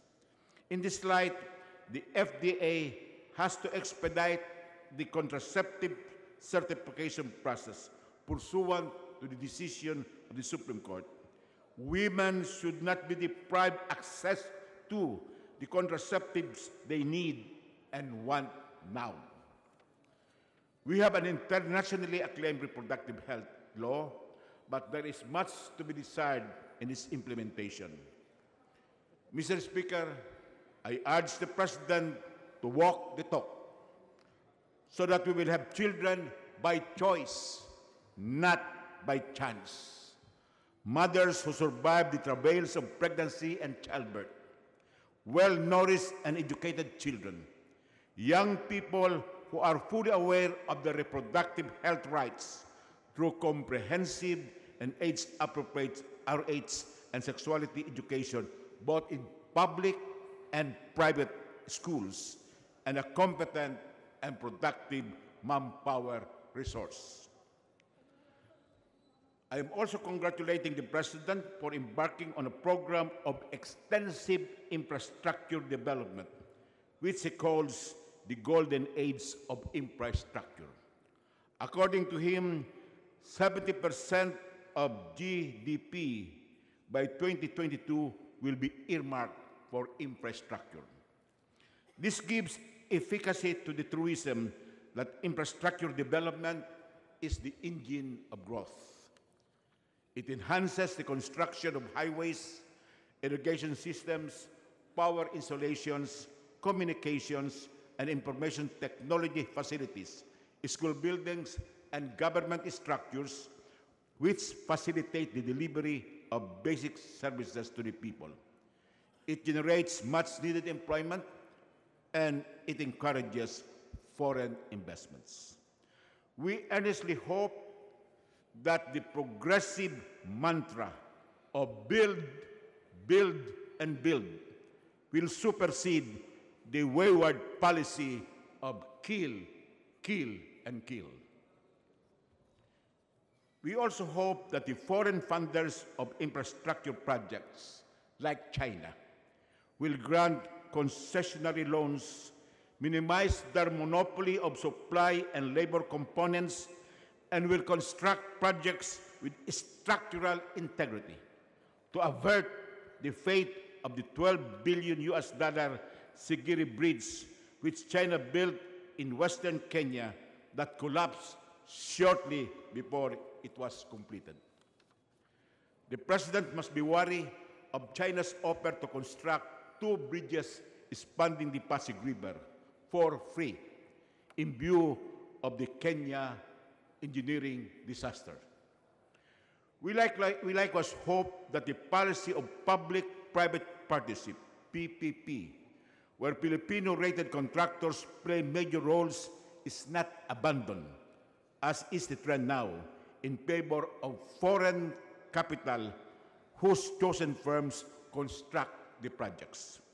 It is important to underscore that the President's 10-point socio-economic agenda highlights PPP when it undertook to, and I quote, accelerate annual infrastructure with public-private partnership playing a key role, unquote. However, at the end of the first year of the Duterte administration, not a single new PPP project has been implemented. We also welcome the President's announcement that environmental protection must be prioritized over mining operations. But this must be taken with a grain of salt, because despite former Environment Secretary Gina Lopez's articulation of the same policy, which the President reiterated yesterday, he failed to have her appointment confirmed by a commission on appointments principally composed of his allies in the super majority. Mr. Speaker, President Duterte undertook that within 3 months of his assumption of office, he would eradicate the drug problem.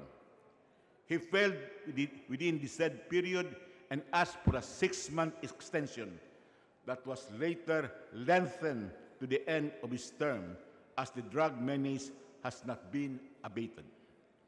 He refuses to realize that the drug problem is both a health and poverty issue, not simply a police matter.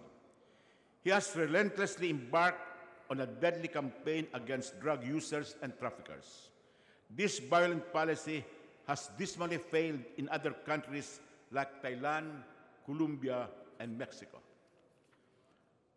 The President vowed to unrelentingly and unremittingly pursue his war against drugs, despite the mounting summary killings and regardless of the criticism from international leaders, global human rights bodies, and local advocates.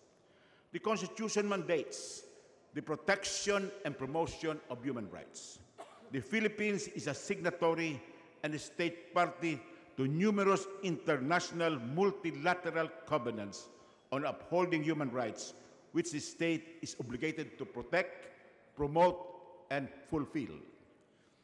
It is most regrettable that President Duterte denigrates human rights. He even branded human rights advocates as enemies of the state. He has repeatedly said that, quote, criminals have no human rights, unquote. The President's ongoing bloody campaign against drug dealers and users is a centerpiece of human rights transgressions.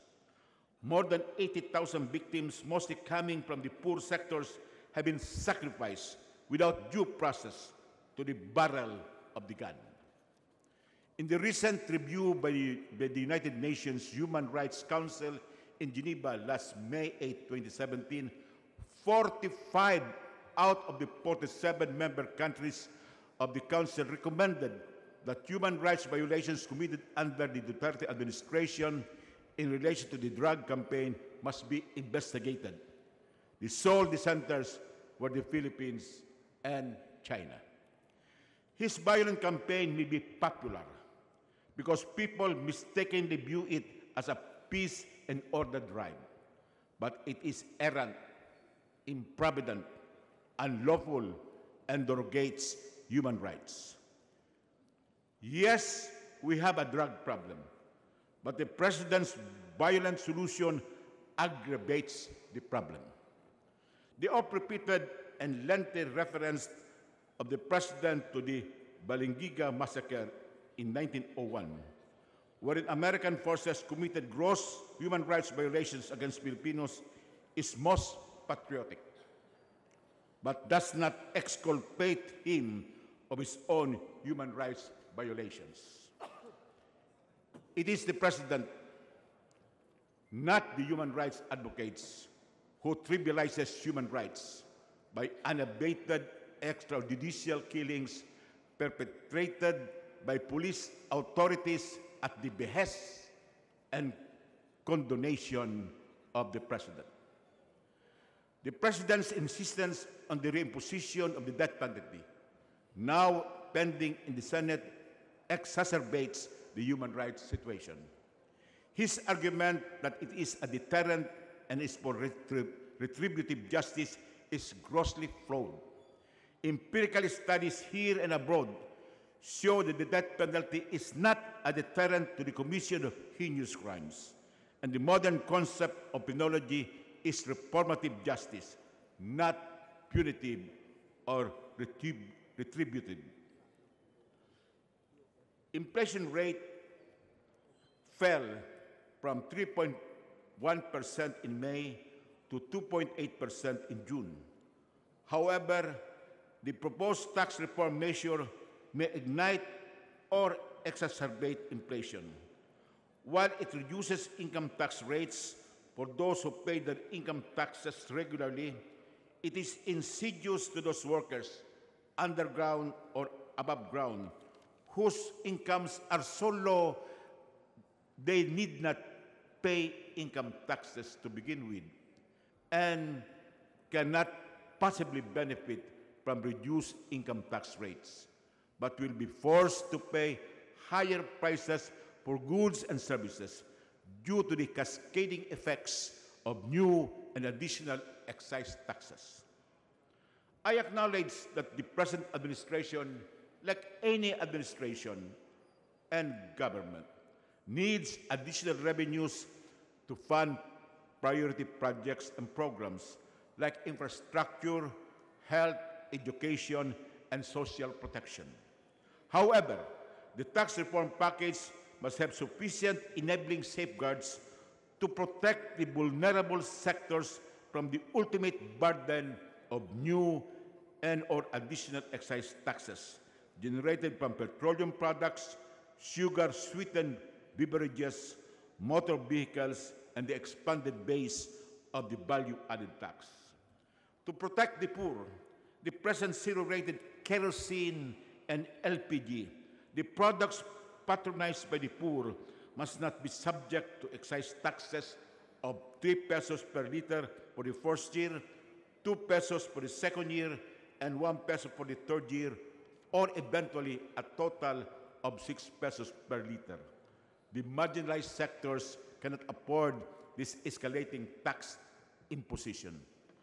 The unconditional tax voucher program to selected poor families cannot compensate for the ill effects of cascading excise taxes on the purchasing capacity of vulnerable sectors.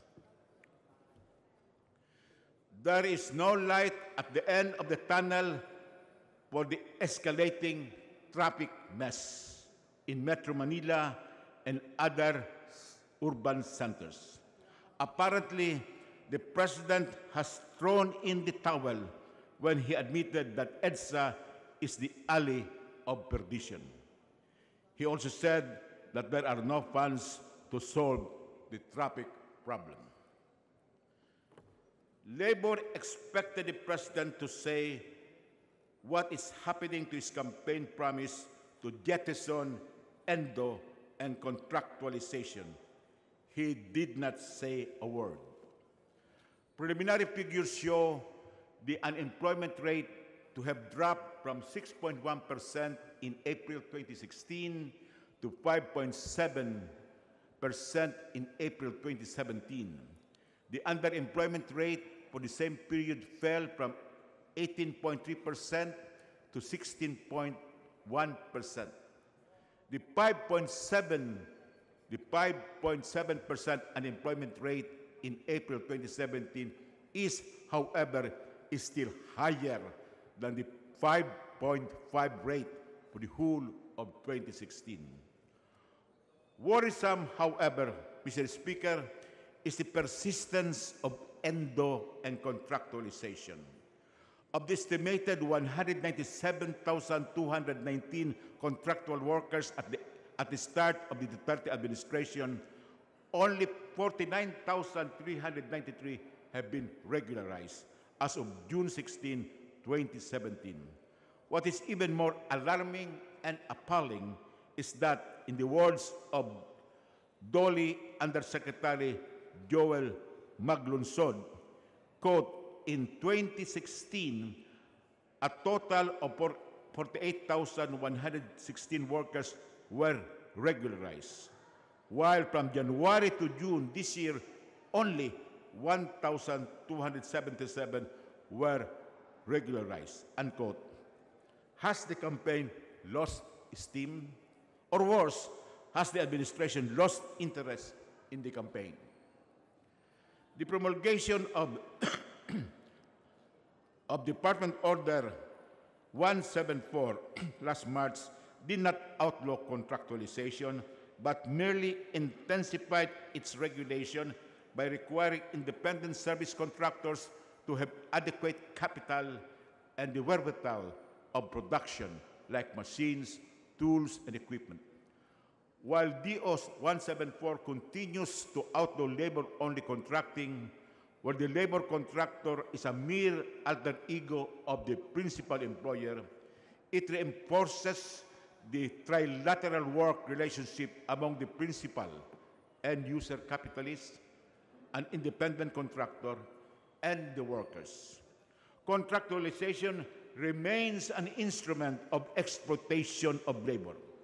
Instead of affording workers the right to sell their labor power directly to the capitalist and user, they are forced to sell cheap to the middleman.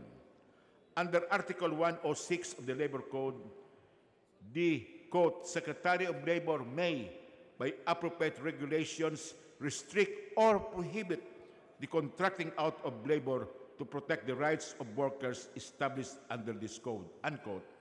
Hence, there is even no need for legislation to outlaw all forms of contractualization. It is unbelievable that President Duterte's concept of, quote, independent foreign policy, unquote, is belittling or even rejecting traditional diplomatic and trade partners like the United States and countries belonging to the European Union, and unquestionably tying the knot with China and Russia. President Duterte's dalliance with China is particularly worrisome. He was pathetic when he admitted helplessness when Chinese President Xi Jinping threatened to go to war if the Philippines would enforce its sovereignty over the West Philippine Sea. Helplessness is never an option, as recourse to the United Nations and enforcement of international agreements are readily available. The problem of the president is compounded because he could have succumbed to a barefaced bluff, as China would not go ballistic in the face of certitude of international sanctions and condemnation and counter-military actions from Philippine allies. President Duterte's acceptance with alacrity of the Chinese promises of aid and investment appears to be in exchange of not enforcing the arbitral award of the United Nations-supported Permanent Court of Arbitration in favor of the Philippines over the vast and resource-rich areas of the West Philippine Sea, including the Philippine rice, formerly called the Benham rice. He said yesterday that he would address the arbitral award in favor of the Philippines sooner or later. Start enforcing it now, not later, Mr. President. Sacrificing for Philippine sovereignty for contingent aid and investment from an expansionist and military China is definitely not a measure of an independent foreign policy. One of the campaign promises of President Duterte, which was initially taken up, was the peace settlement with the CPP-NDF. But President Duterte has now decided to abandon the talks, and he recently taunted CPP founding chairperson Jose Maria Sison, quote, to renew the fighting for another 50 years, unquote. The projected peace accord with the Muslim separatists has not even started when martial law was declared in Marawi and the whole of Mindanao. The precipitate and unwarranted declaration of martial law and the suspension of the privilege of the writ of habeas corpus in Mindanao have pushed back the peace settlement with the mainstream Muslim insurgents further to the periphery. Mr. Speaker, the poorest in the bottom poor cluster of provinces is Lanao del Sur, with 66.6% poverty incidence. Amidst this economic wretchedness was an Islamic enclave of bustling business, a sought-after tourist destination. This was Marawi City. 2 months of fierce fighting between the Moro terrorists led by the Maote group and government forces carrying out orders for conducting inordinately devastating airstrikes and land assaults, an impetus of the declaration of martial law, has reduced the once charming city of Marawi to rubble. The so-called siege of Marawi is a malevolent myth. The lawless violence did not amount to a siege. In fact, the Marawi City Hall and the provincial capital of Lanao del Sur, the seats of local government, were never overrun or captured by the terrorists. Verily, retaking or liberating Marawi is an exaggeration because Marawi was never taken by the extremists in the first place. The dominance of the men and armaments of the armed forces and police was always ascendant over the Maoti and Abu Sayyaf fighters. At no instance before, during, and after the issuance of Proclamation 216 was the Republic's sovereignty really imperiled and its territorial integrity compromised. The oft-repeated reference that Mindanao is the hotbed of rebellion is now a matter of expression, more than a dangerous verity. The appalling escalation of deaths of soldiers and terrorists, including innocent civilians, massive destruction of public and private properties, the widespread displacement of residents, many of whom have died in cramped and unsanitary makeshift evacuation centers, are the horrific aftermath. Let me repeat that, aftermath of the declaration of martial law, which were not the prevailing conditions on the ground at the time Proclamation number 216 was issued on May 23, 2017. And this tragic aftermath cannot be the reason for a 150-day extension of martial law in the whole of Mindanao, because such extension will further aggravate the wanton deaths and devastation. Mr. Speaker, because of time constraints, addressing the President's legislative agenda will be in a separate privileged speech. Again, with the President's usual populist rhetoric and pedestrian expletives, he has successfully connected with the masses, even as he was widely applauded by his supermajority allies in the Congress. But what actually did he say about the state of the nation? He said, and I quote, "We are in for trouble because we live in troubled and uncertain times. And I fear that things might get worse before they become better."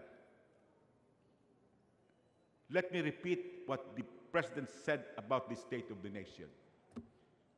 I quote again, "We are in for trouble because we live in troubled and uncertain times. I fear that things might get worse before they become better." And what is his prescription to this cryptic assessment? More martial law, more summary killings, and hell to his critics. Thank you, Mr. Speaker. Thank you, distinguished colleagues. Maraming salamat, Congressman Ed Salagbad. Majority Leader. Mr. Speaker, I move that we extend the privileged hour for another 30 minutes. There is a motion to extend. Hearing no objection, the motion is approved. Majority Leader. Mr. Speaker, I move that we recognize the gentleman from the party list Akbayan, the Honorable Tom Villarin, for his interpellation. The Honorable Tom Villarin is recognized. Proceed. Thank you, Mr. Speaker. Would the good gentleman from Albay yield to some interpellation? Willingly, Your Honor. Well, thank you, Mr. Speaker. Thank you, distinguished sponsor. I would like to address or raise some questions, issues to the good sponsor with regards to the President's SONA and the policies in Mindanao. As you have mentioned, what was highlighted is basically the extension of martial law in Mindanao. Based on the Philippine Statistics Authority, the recent, you cited that it was 66.5%, the poverty rate of Lanao del Sur. 66.6%, Your Honor. Yes, but in the 2015 PSA record, it is now 74.3%. Well, it has worsened, Your Honor. Okay. And if we look at the PSA statistics, Mr. Speaker, Your Honor, 11 out of 20 top poorest provinces in our country are located in Mindanao. Is it correct? That is correct, Your Honor. And I would like to cite, Mr. Speaker, that aside from Lanao del Sur, we have the province of Sulu, Sarangani, Maguindanao, Bukidnon, Sultan Kudarat, Zamboanga Norte, Agusan del Sur, Lanao del Norte, North Cotabato, and Sibugay occupying the other 10 top 20 slots. And in the top 12, Your Honor, 9 out of the top 12 poorest provinces are all in Mindanao. Do you think that extending martial law in Mindanao would address this seeming deterioration of poverty in Mindanao? Definitely, it will not, Your Honor, because martial law is not the solution to the socio-economic ills plaguing Mindanao. Again, it is cited, Your Honor, Mr. Speaker, by the United Nations Office for the Coordination of Humanitarian Affairs that prior to the Marawi siege, we already have a crisis of displacement wherein from January of 2016 to February of 2017, over 68,400 people were displaced in the provinces of Sulu and Basilan due to conflict. And now, with the Marawi crisis, there are more than 300,000 people in Mindanao that are displaced. And do you think, Mr. Speaker, that these issues of internally displaced persons would just be some sort of a collateral damage to the policy of war now being waged in Mindanao?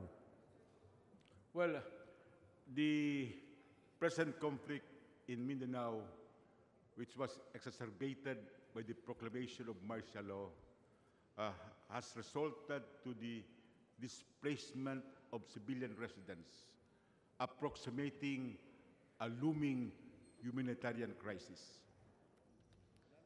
When you said a looming humanitarian crisis, do you think that with the policy of providing rehabilitation funds for Marawi, for example, would or can address this humanitarian crisis? Well, partly, Your Honor, this crisis can be prevented or even solved, but, Your Honor, it is a broad policy of destroying and rehabilitating. Why do you have to devastate a city and then appropriate billions of pesos to rehabilitate that city? I agree with that observation, Mr. Speaker. And again, I would also like to emphasize that continuous conflict and the cycle of violence in Mindanao cannot or will never come up with a solution that would address the humanitarian crisis now engulfing Mindanao. And basically, the challenge of resolving that through the peace process is of primary importance. Do you agree with that statement, Your Honor, Mr. Speaker? Yes, Your Honor. Economic sustainability can only be achieved with peace, not by war. So peace as an instrument of national policy should be the primary objective in addressing the problem of Mindanao. Yes, Your Honor. Okay. Now, with that peace as a policy, and with having martial law, and government proposing the enactment of a Bangsamoro bill, a Bangsamoro basic law, would these two policy thrusts come into conflict? it appears that a policy of continued martial law and suspension of the writ of habeas corpus would be contradictory to the enactment of a Bangsamoro Basic Law. Again, I would agree with that observation, Mr. Speaker, Your Honor. I think that with Congress discussing the proposed Bangsamoro Basic Law, while the military assumes control, and as what was mentioned earlier by a colleague, even law enforcement functions in 7 provinces in Mindanao now being taken over by the military, this would in effect hostage the deliberations, the discussions of the Bangsamoro Basic Law. Well, that is correct, Your Honor, because as we have said, a militarist policy would contradict the enactment of the Bangsamoro Basic Law. Again, thank you for that observation, for that statement, Your Honor, Mr. Speaker. This representation from Akbayan would again reiterate, and also as a Mindanaoan, that peace, we should never let go of peace as an option. We should never let go of the peace process as the only option so that prosperity and development and sustainable peace will happen in Mindanao. And for that, Mr. Speaker, Your Honor, thank you for giving me the time to ask questions from the distinguished gentleman. Thank you, Your Honor, and let me say that peace never emanates from the barrel of the gun. It would only come with reforms pursued sustainability, which are pursued with great sustainability by the government. Thank you, Your Honor. Thank you. Majority Leader. Mr. Speaker, I move that we refer the speech of the Honorable Ed Salagman to the Committee on Rules for its appropriate action. There is a motion to refer the privileged speech of the Honorable Ed Salagman. Hearing no objection, the motion is approved. Mr. Speaker, may we recognize the guests of the Honorable Aurora Ceriles from the 2nd District of Zamboanga del Sur. They are Dr. Batung, Dr. Codilla, Dr. Quizan, Dr. Bilbao, Dr. Velasco. They are from the Josefina Herrera Ceriles State College of San Miguel, Zamboanga del Sur.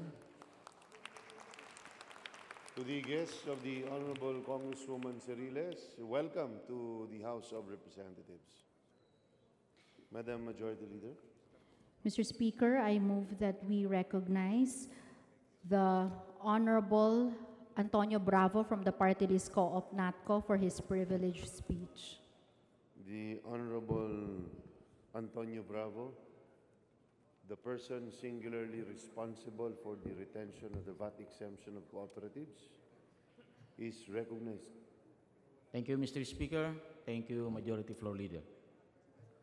Honorable Speaker, distinguished colleague, I rise today on a matter of personal and collective privilege concerning some issues on the sector I represent in this august chamber, the peasant and the cooperative sector.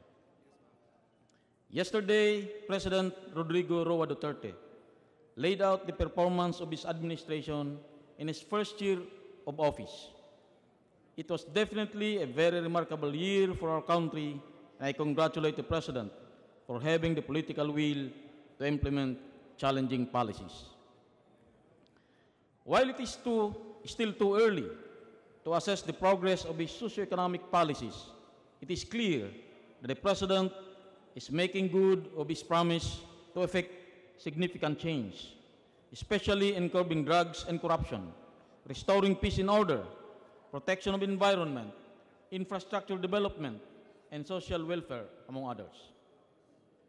President Duterte did not give many details on how the government is helping the poor and vulnerable, but we in the sector know that there are significant efforts implemented. I am particular, Mr. Speaker, and thankful for some significant developments favorable to the marginalized sectors, including the farmers and fisher folks, small and micro entrepreneurs, which comprise a great percentage of the cooperative sector. Cooperatives have been substantial efforts of the government to address decade-long problems.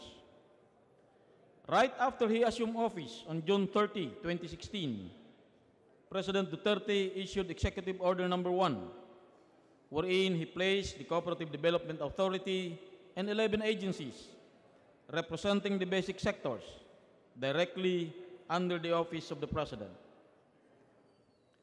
Sa pagsasailalim po ng CDA sa direktang pangangasiwa ng tanggapan ng Pangulo, naramdaman ng aming sektor na pinakinggan ng Presidente ang aming kahilingan. Ang desisyong ito ng ating mahal na Pangulo ay kinakitaan namin ng pag-asa na maisa sa katuparan ang inclusive growth at sustainable growth ng ating mga kooperatiba sa buong bansa.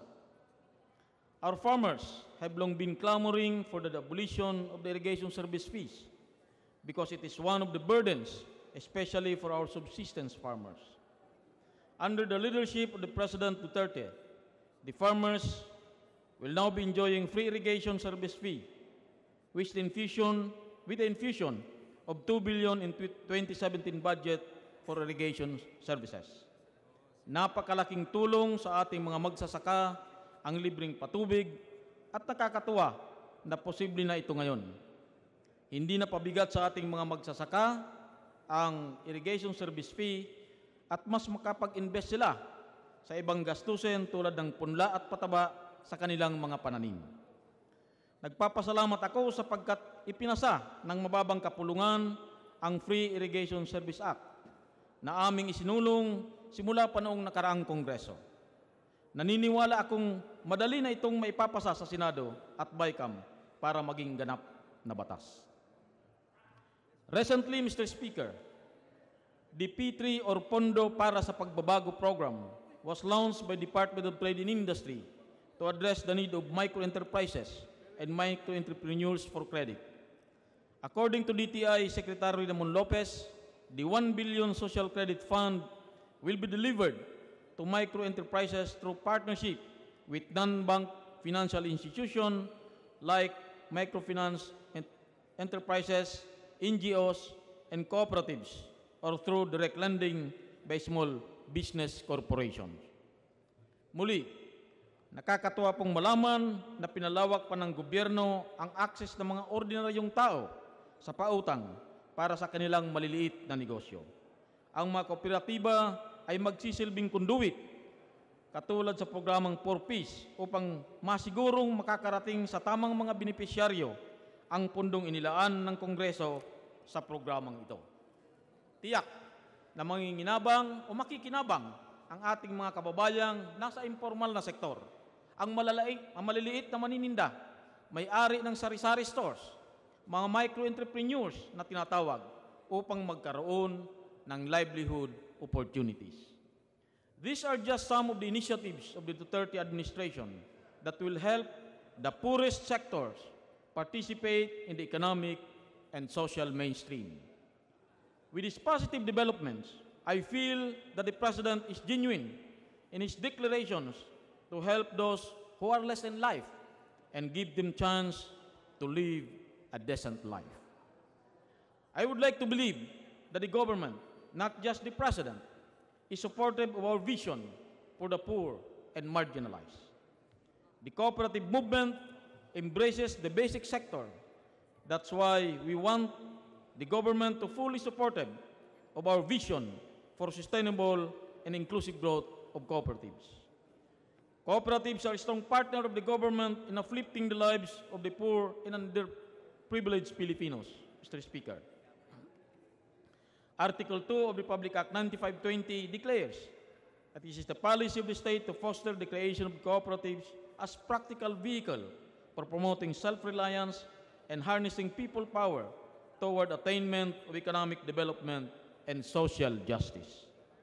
Mr. Speaker, distinguished colleagues, we need to promote and develop self-help organizations such as cooperatives. Cooperatives are not or may not be the only solution to combat poverty, but they are certainly part of the solution to address poverty. I believe that most of the members of this august chamber will agree on this.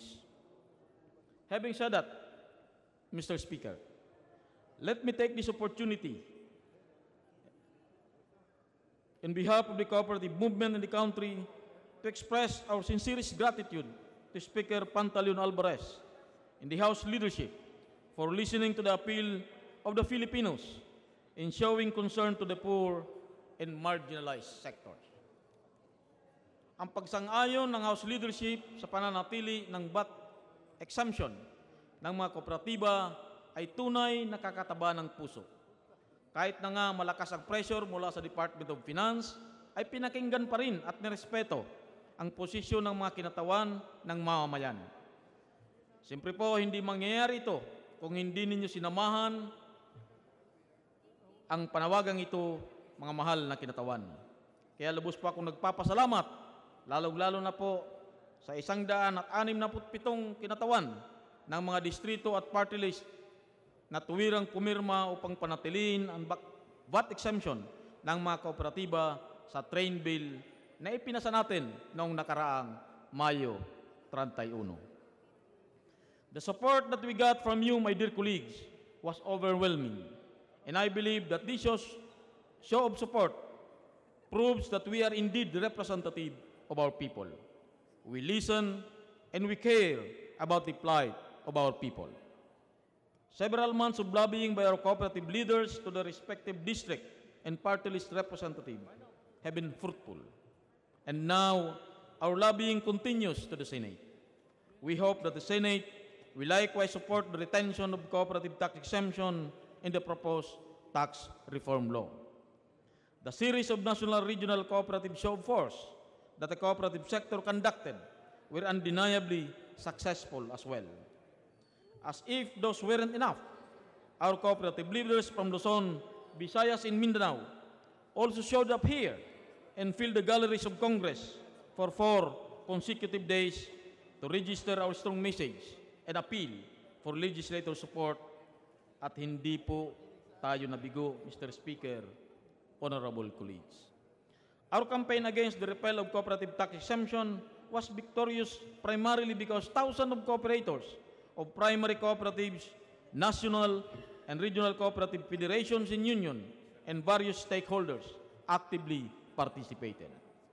The warm bodies in the gallery that some of you saw and talked with during the plenary deliberation of the tax reform bill are here.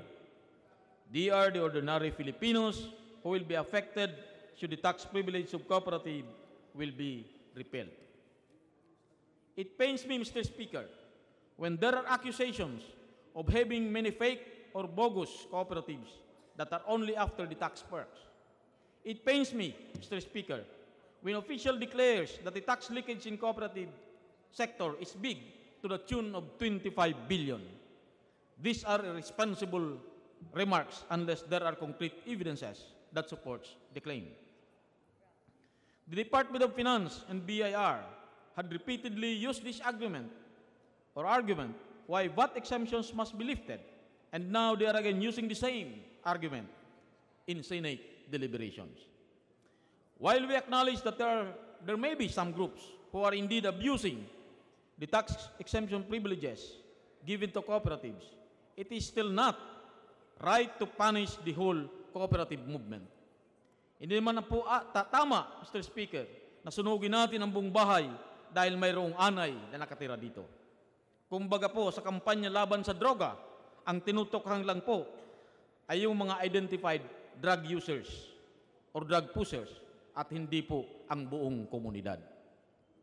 Mr. Speaker, our cooperatives are not tax evaders.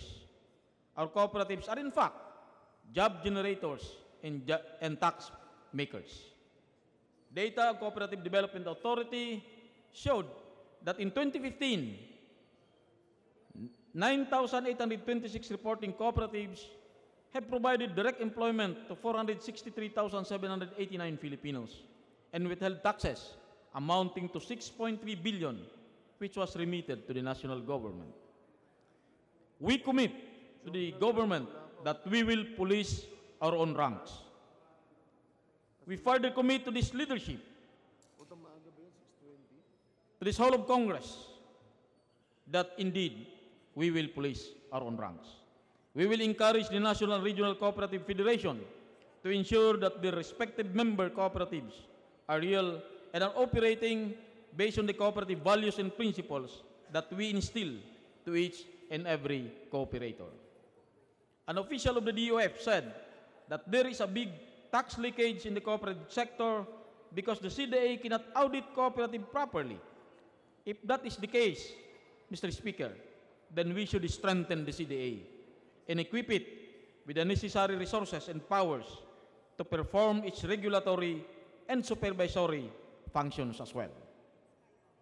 I believe that CDA is working doubly hard in monitoring and investigating cooperatives that are deemed not compliant. In fact, it has issued show cause orders to 3,848 cooperatives in 2016 and recommended dissolution of 690 cooperatives and liquidation of 154 cooperatives, Mr. Speaker. Furthermore, there are 14 cooperatives that were dissolved under consolidation and 6 cooperatives dissolved under merger. There are a total of 3,564 cooperatives that has been dissolved. 572 cooperatives has been cancelled and 677 cooperatives that were delisted. Mr. Speaker, if the DOF or the BIR feels that the cooperatives are not audited well, the BIR can in fact examine the book of accounts and accounting records of cooperative as provided for in Section 16 of the Joint Rules and Regulation implementing Article 60 and 61 and 144 of Republic Act 9520 executed by the CDA and Department of Finance. Simply put, Mr. Speaker, distinguished colleagues, the cooperatives will cooperate to the efforts of government to weed out unscrupulous groups who are abusing the tax privileges of cooperatives. We will not tolerate the activities of the pseudo-cooperatives who are circumventing the law to evade the payment of taxes. We condemn such act for they are giving the cooperative sector a bad name. In fact, I am contemplating of filing a House resolution to investigate this matter in aid of legislation. Rest assured, Mr. Speaker, that we are one with the government in making the tax collection efforts efficient and effective. We are one with the government in implementing tax reforms. As what the President said in his SONA, revenues are the lifeblood of government which enable us to provide for the people's needs. Equitable taxes will indeed fund better services for Filipinos. Hence, like the President, we hope that the Senate will pass the tax reform bill soon. We remain hopeful that the sustainability and growth of cooperative will flourish under this or under the Duterte administration. Along with that aspiration to preserve the cooperative tax exemption as stipulated in the Republic Act 9520, we are also hopeful that we could further aid the growth of the sector to make them more responsive and more active drivers of change in our communities. First, we need to institutionalize cooperative democratic participation in local and national governance. Let us rationalize whether the CDA will be transformed into a department or cooperatives will remain as commission under the office of the President. Second, Mr. Speaker, the cooperative sector also needs to have representation in local governance as one of the sectoral representatives. Third, let us pass the bill that will make appointment of cooperative development officers from barangay to provincial level mandatory. These are just some mechanisms that will level up the participation of cooperative sector in local and national development. At this point, Mr. Speaker, let me say that the cooperatives are pro change and development. We support the socio-economic agenda and poverty reduction initiative of the Duterte administration. Thank you very much. Mabuhay po ang buong sambayan ng Pilipino. Maraming salamat, Mr. Speaker. Mr. Speaker, I move that we refer the wonderful speech of the Honorable Anthony Bravo to the Committee on Rules for its proper disposition. Mr. Speaker. Could you repeat that motion? I move that we refer the impassioned and wonderful speech of the Honorable Anthony Bravo for its disposition to the Committee on Rules. Well, the motion seems unprecedented because of superlatives added. Hearing no objection, the motion is approved. Majority Leader. Mr. Speaker, I move that we terminate the privileged hour. There is a motion. Hearing none, the motion is approved. Mr. Speaker, I move that we approve Journal number 1, dated July 24, 2017. There is a motion for the approval of Journal number 1, dated 24 July 2017. Hearing no objection, the motion is approved. Mr. Speaker, I move that we adjourn session to... Before you move, are you not going to add any adjectives to the great speech of the Honorable Edsel Lagman? Well, anyway, that has already been terminated, but you will have your chance tomorrow on a motion for reconsideration of the approval of tomorrow's journal. Go ahead, Majority Leader. Mr. Speaker, I move that we adjourn session to July 25, 2017, 4 o'clock p.m. Thank you, Mr. Speaker. Session is adjourned until tomorrow. 26. July 26, Wednesday, at exactly 4 p.m.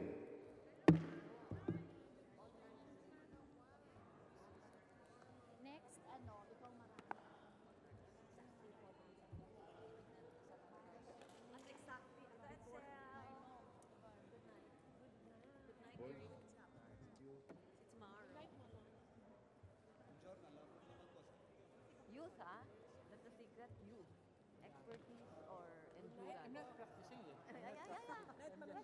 Sharing the opinion and the wisdom. Make use of about my fidelity. I'm not practicing it.